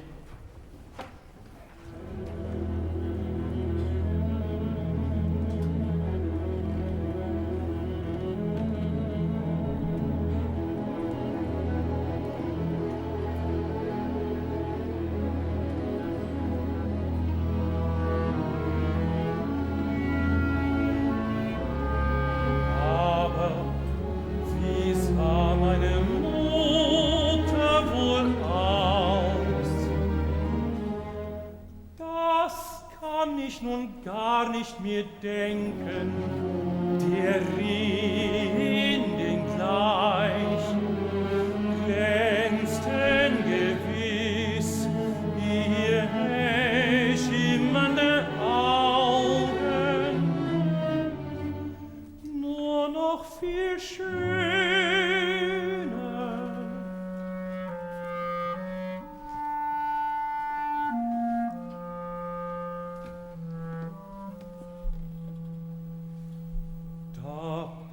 Sie mich geboren, warum aber starb sie da? Sterben die Menschenmütter an ihren Söhnen alle dahin? Traurig wäre das,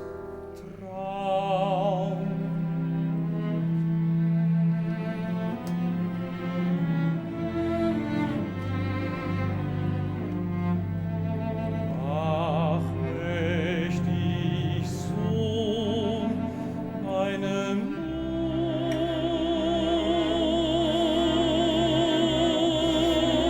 Mutter sehen.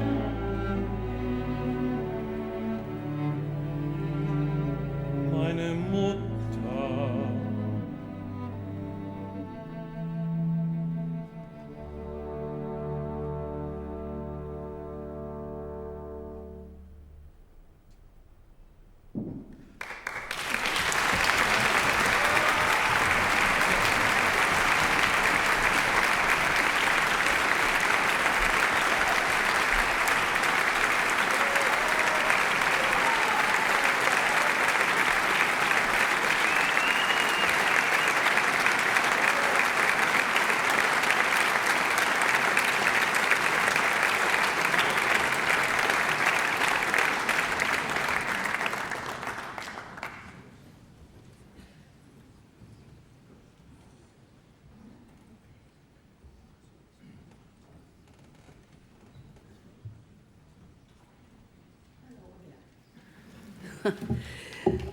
My second turn, I have to announce the award for the best orchestra.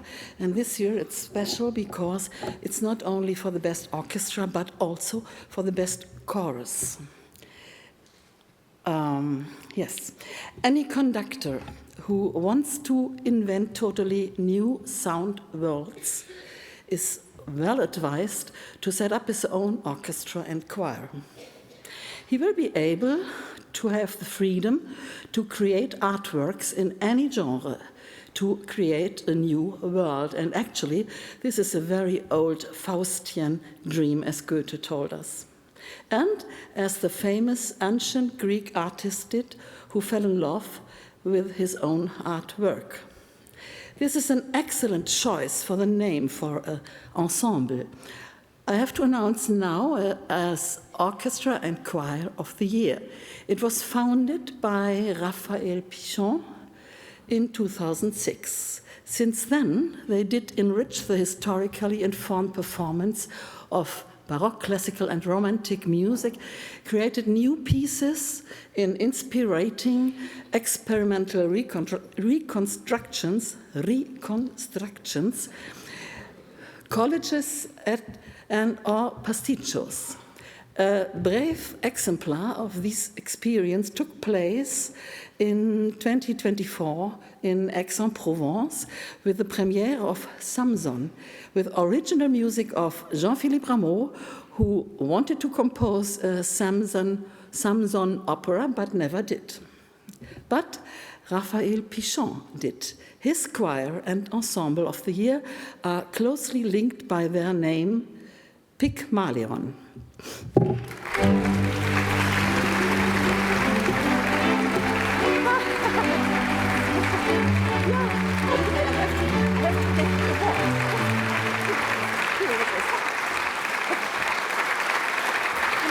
in the middle. You have to come to me in the middle, please. So.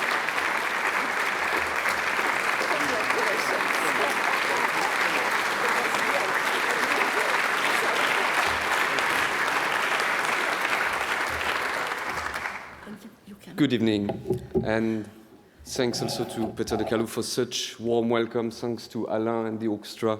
So great to be in this so beautiful house. I'm deeply honored to receive this award tonight. And of course, I would like first warmly to thank all the members of the jury of the Oper Awards for such a recognition. Of course, the combination of these two awards, orchestra and choir, is particularly meaningful for me because it reflects the very essence of the Pygmalion project, which started 18 years ago, the fusion of a choir and an orchestra to create a single unified polyphony. So, of course, I would like first to express all my gratitude to all the extraordinary and dedicated musicians who have been part of Pygmalion over the years. It is thanks to their commitment that we have gradually been able to shape an identity, a singularity built on a love of hard work, generosity, boundless curiosity. And as you said, Peter, earlier tonight, opera is also, of course, a question of trust and even sometimes of faith. So I really want to thank deeply Pierre Rodi and the Festival d'Aix-en-Provence, Sophie de Lint and the Deutsche National Opera, Markus Hinterreuser and the Salzburg Festival, also he's not here tonight, but Louis Langrée and the Opéra Comique, for such confidence also to present and to defend this kind of projects. The legacy left to us by the first generations of Baroque pioneers is now ours to carry forward, and it compels us.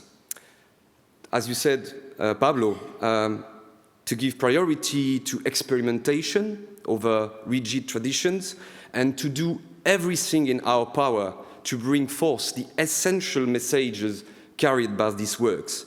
Music as a promise. You have just highlighted our interest in collage and combination of works. So for me, this represents one of the ways to shift our perspective, to see the repertoire differently, and to try to renew its interpretation. Pygmalion is also defined by an endless desire to tell stories and to try to resonate with its time.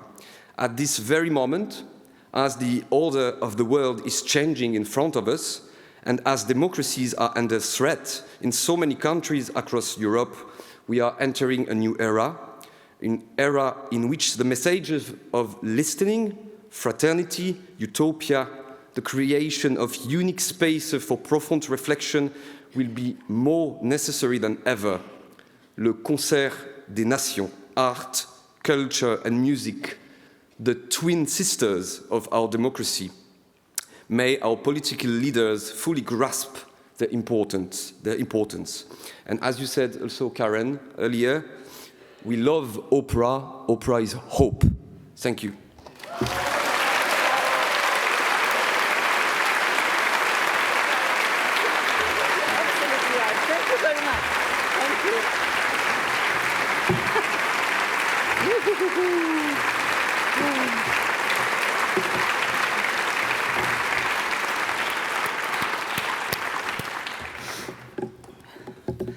And my third turn, I have to announce the best opera production. Only 2 of the 7 operas of Polish composer Mieczysław Weinberg found their way on stage very late after his death. His total oeuvre sank almost unnoticed in the political cataclysms of 20th century. The last of his operas, called The Idiot, after Dostoevsky, tells the fate of God's fool, the Gottesnarr. Yurodzwo in Russian means a good human being who must fail because of nihilism, greed, selfishness and decadence and Dummheit of society. Stage director Krzysztof Walikowski located this political parable on a horizontal movable space, perfect for the parallel scenes of simultaneously events Weinberg composed. So, a top-rate cast comes breathtakingly true to life. And conductor Mirga Gracini-Tettila,'s deep understanding and realization of the score is compellingly poetic and distressing, yes. This is exactly why we need festivals to save lost masterpieces for the repertoire of opera, as it happened last summer in Felsenreitschule at Salzburg Festival.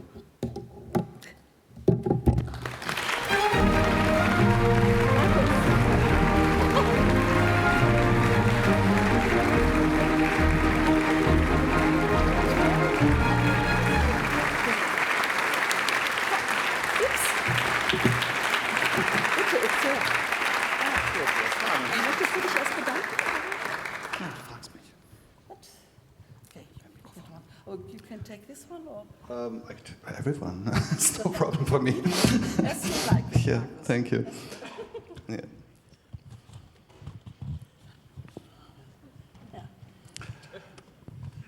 You wanted to ask me 3 questions, but I can start by myself. It's no problem. Okay. Yeah. I was very.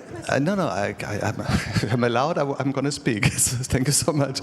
No, I was very impressed now by what Raphael Pichon said in his little speech. We live really in times which you cannot call comfortable. There are things happening in the world which are really, really frightening, and one shouldn't be too skeptical, but skepticism is the elegance of fear. This is a saying by a philosopher, and it's true. I mean, we are in a situation where we really lose the idea of liberal democracy. And we're in a situation where the world is changing dramatically. And Weinberg, the composer Weinberg, is a paradigm for the catastrophes of the 20th century. His family was killed when the Nazis occupied Poland. He managed to escape via Ukraine to Russia in the next totalitarian system. But he worked as an artist. He was never doubtful about his capacity, his duty, and his will to compose and to communicate with the world through his music, as Dmitri Shostakovich, who saved his life. He saved his life. He was sentenced to death, practically sentenced to death by Stalin, and Shostakovich saved him. And so I think to present Weinberg in the frame of the Salzburg Festival, for me it was something very, very, very important and very decisive for the years I'm working there. And by the way, you know who gave me the decisive tip to do this opera in Salzburg? You.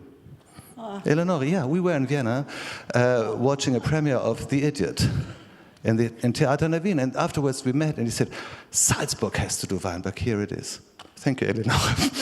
I just want to ask you a very uneasy question, Markus. You're asking uneasy questions, yes, that's not true. I have to ask you an uneasy question, please forgive me. But, you know, the rediscovering of Mieczysław Weinberg is dated back to 2010 in Bregenz. They did the Pasajerska. Yeah. And I ask you, what the hell, why did you wait so long? Well, sometimes things have their time, you know. I mean, but no. I did when I was director of the Vienna Festival. I did a huge Weinberg cycle, also with Mirga Gražinytė, with Gidon Kremer, with all this fantastic Weinberg. Chamber music. Chamber music and symphonic music. Yeah. Look, if you do the Salzburg Festival, you have to know when the exact moment is to do something like a Weinberg opera. And I think I was intuitively not too, how can I say, too bad in finding this moment. And Bregenz did this. Bregenz did the Passenger from Weinberg. This is an opera which is quite known. There was only one performance of The Idiot from Weinberg. It was in Mannheim, I don't know which year. And a small version was done in years before that, but this is in Moscow, yeah, but this is a complete unknown opera. And you know, by the way, who was the conductor in Bregenz of The Passenger? The very young Theodor Kurensis. Yeah. So, I mean, this is a very interesting situation now with Kurensis being Weinberg, but no, he did the Weinberg, and we did it now here in Salzburg, here in Monnaie. But it was the right moment. It was the right moment also regarding the political situation. Okay, I accept this. Hopefully. Thank you. And I accept the award. Another question. Is it allowed? What do you think about the political plot of The Idiot? It is a Russian plot, very Russian plot, but is there anything we can learn? Yes, we can concerning the cataclysms of our time today? We can learn something decisive. It's an opera about compassion. About compassion. And compassion is one of the decisive things we should never, ever, ever forget in our relationship to the world, in our private relationships. It's about compassion. It's about forgiveness. And this is so decisive and so important. And if opera means something only with these two words, compassion and forgiveness, it's already something which is beyond any word. Thank you. Thank you so much.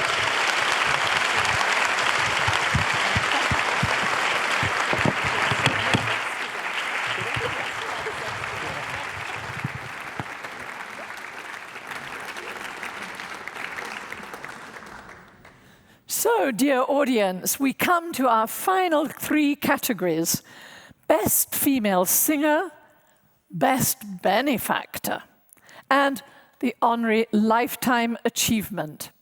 I would like to ask Franziska Sturz to come to the stage to give these awards. Franziska studied singing and is now editor of Bayerischer Rundfunk Classics weekly Operetten Boulevard. Franziska.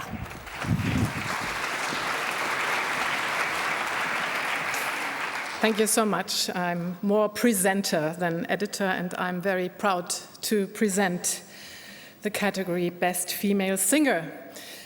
Some works or projects require extreme transformations, from childlike young woman in love to raging fury, avenger, murderer, or mad woman. How lucky when there are singer-performers who are vocally and physically up to these roller coaster rides, who can sweep the audience away and make all these emotions comprehensible.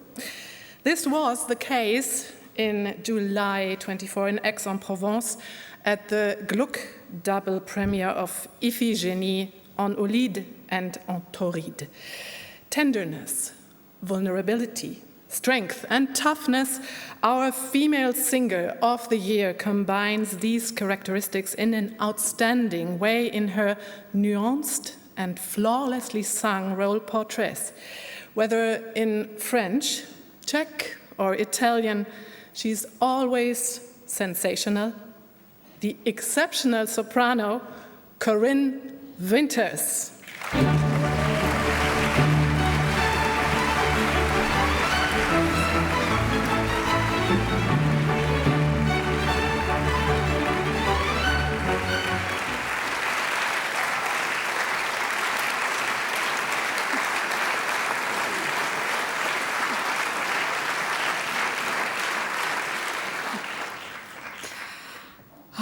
I'm overwhelmed.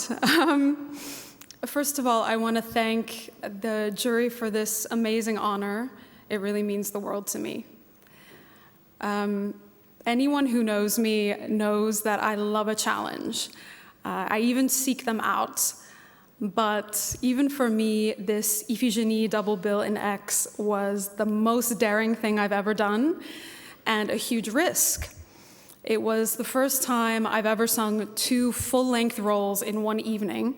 Actually, the last time I sang 2 roles in one evening was here at La Monnaie when I did Tobias Kratzer's Trittico, the first 2 operas. But this was the first time I had done 2 full-length operas in one night, and the first time I did Gluck. So it was a risk, but the most amazing one. And I'm so grateful to the whole team at the X Festival for trusting me with this challenge. Huge thanks to Dima Chernyakov for trusting me with his vision. I also want to thank my manager, Saverio Clemente, for his amazing work for me and for thinking outside the box always and pushing me. I want to thank my voice teacher, Jason Ferrante, and my coach, Laurent Philippe, for always being there for me and pushing me to do my best. And most of all, I want to thank the public, the lovers of this amazing art form, without which none of this would be possible. So thank you so much.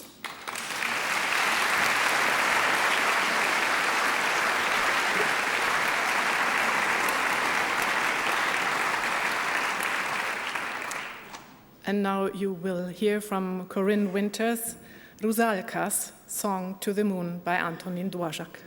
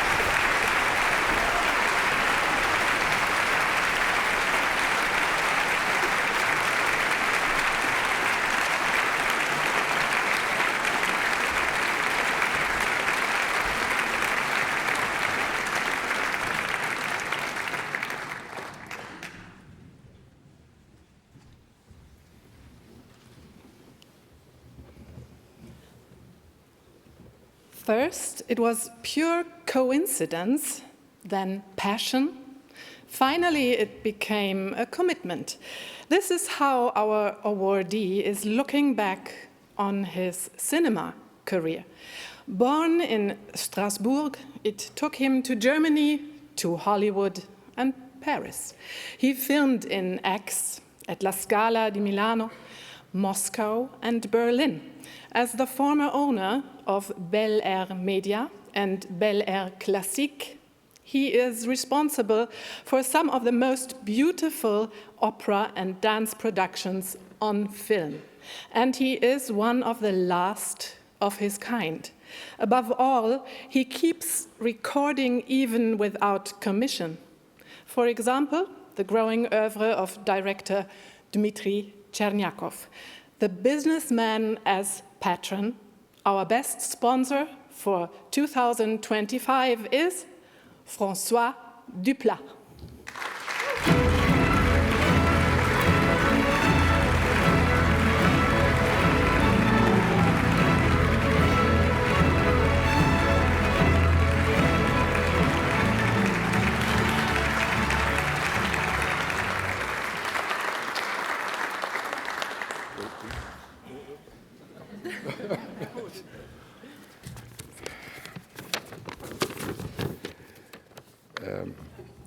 Ladies and gentlemen, thank you to the Opera Awards jury for this honor.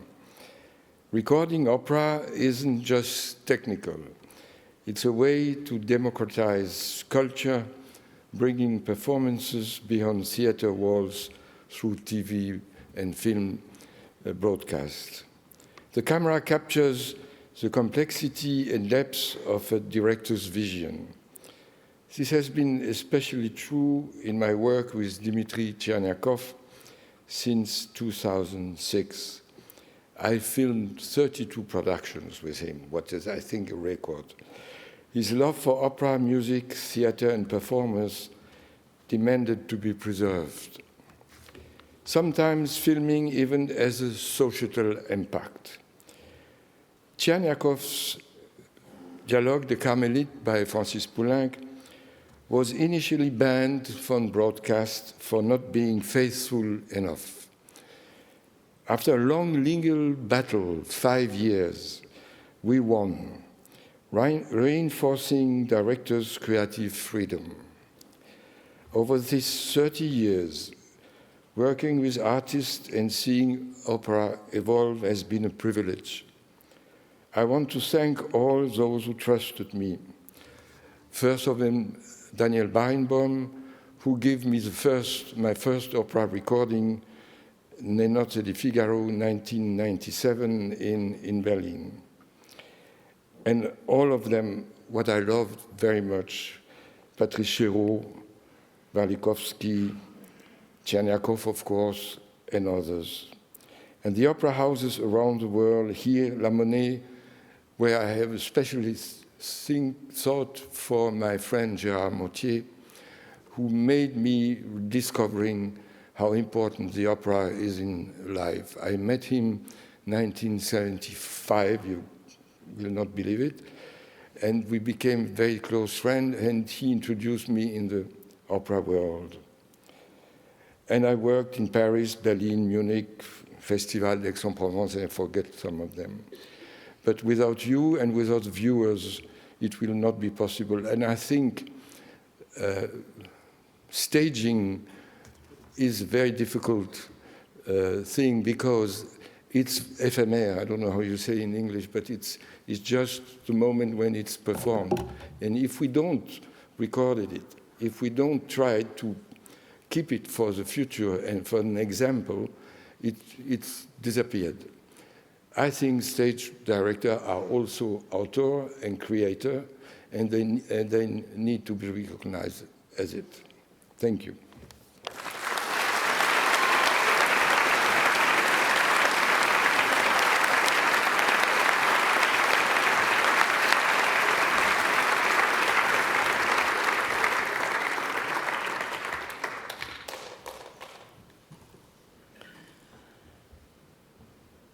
To become a stage director as the son of a conductor and a singer suggests a certain assertiveness and a zest for debate.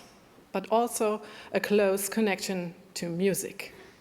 Guided by the ideas of Brecht, influenced by Walter Felsenstein and Ruth Berghaus, our awardee has been building bridges to the here and now and to the lived lives of audiences since the 1980s. From Handel to Verdi and Wagner to works of the 20th century, with his award-winning productions, he has set new interpretive standards. Contemporary opera and operetta also benefit from his sometimes disturbing, sometimes ruthless, always carefully considered interpretation. He is now also a teacher and a legend, but still full of enthusiasm for the stage. Our lifetime achievement goes to Peter Konviczny.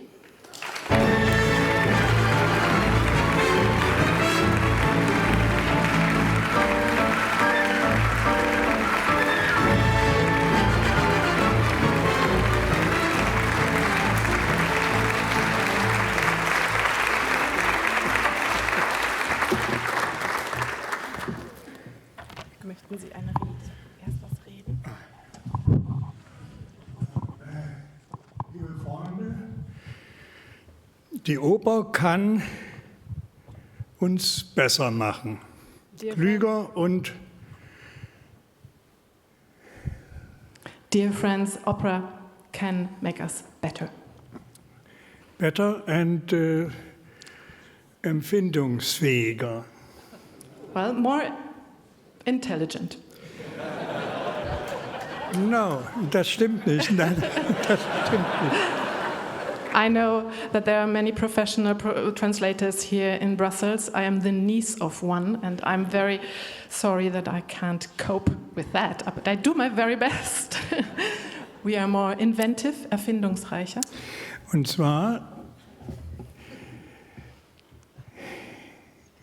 es ist ja die größte, die teuerste Kunstform auch. It's the most expensive form of art.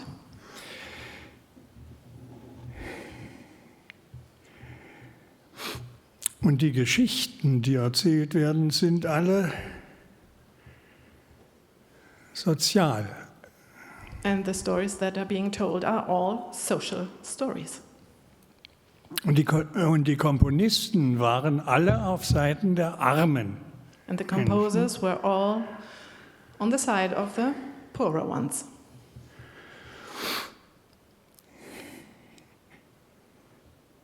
Dass wir alle als ein bisschen bessere Menschen aus einer Opernaufführung rausgehen, müsste dem Staat klar machen, dass die Oper mit vielen Mitteln versorgt wird. The fact that we all come out of operas as better people should make clear to statesmen that it's worth to support it and to need it to support it better.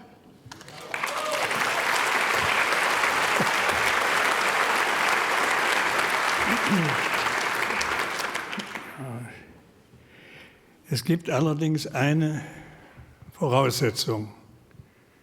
Well, one fact has to be kept or prepared. Dass sie gut inszeniert wird. It has to be directed well. Und ich meine gar nicht, also klar, also ich meine, ich habe es gut inszeniert. Ich bin 80 jetzt gerade geworden, ja. Well, he's turned 80 and he thinks, well, he has done quite a good job.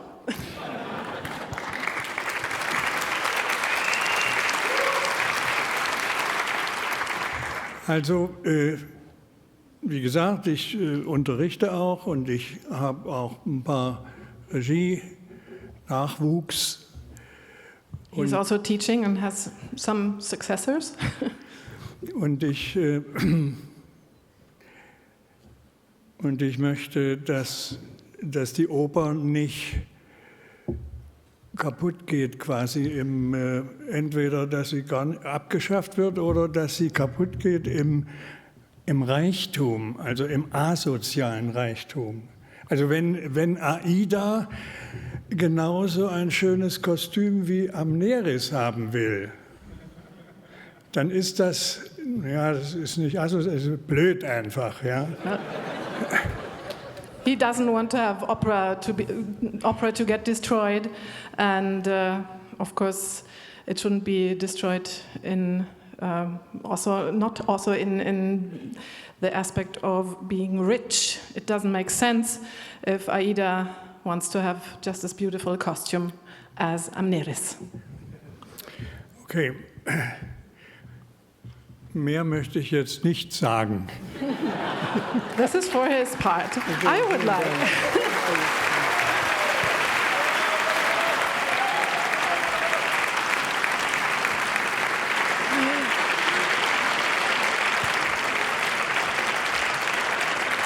Thank you very much, Peter Konviczny.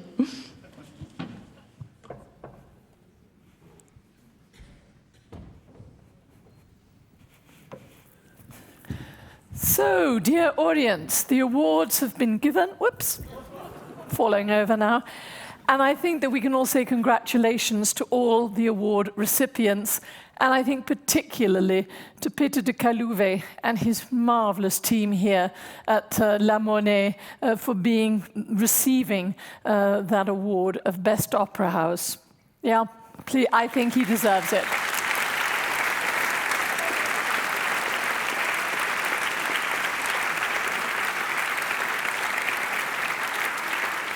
But I would also like to thank very, very much Ulrich Runke for having actually initiated these awards and for allowing us to trumpet in the wide world the success of opera in all its diversity, in all its different interpretations and colors.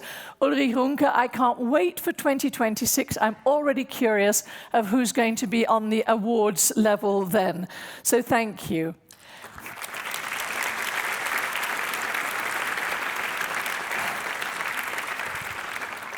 I would also like to say a particular thank you to the La Monnaie Symphony Orchestra under its music director, Alain Artinoglu, for having accompanied such a great evening. Woo!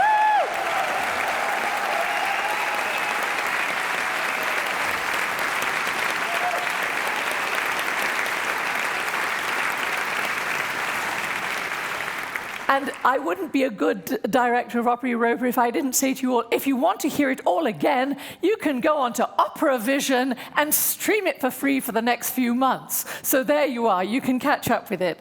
I want to also say, before we come to the last number, I just want to remind all our award winners, please, to come to the stage afterwards. Don't rush off and have a glass of champagne. Come to the stage, your work has not yet finished. There is a big photo opportunity then for you. But before we come to that moment, we have a final musical number. And I want to say that that is with the chorus and orchestra of La Monnaie, conducted by Alain Artinoglu. And I think that this piece has been chosen particularly well at this moment. I think various people have mentioned about the social component of opera, and the composers of the past, I think Peter Konviczny just now spoke about caring about the poor people. And if anything touches us more deeply or remains more actual in today's very difficult times, it is, of course, Giuseppe Verdi's Va Pensiero. So we will be finishing with that number. I clear the stage, and please, Maestro, you can take it away.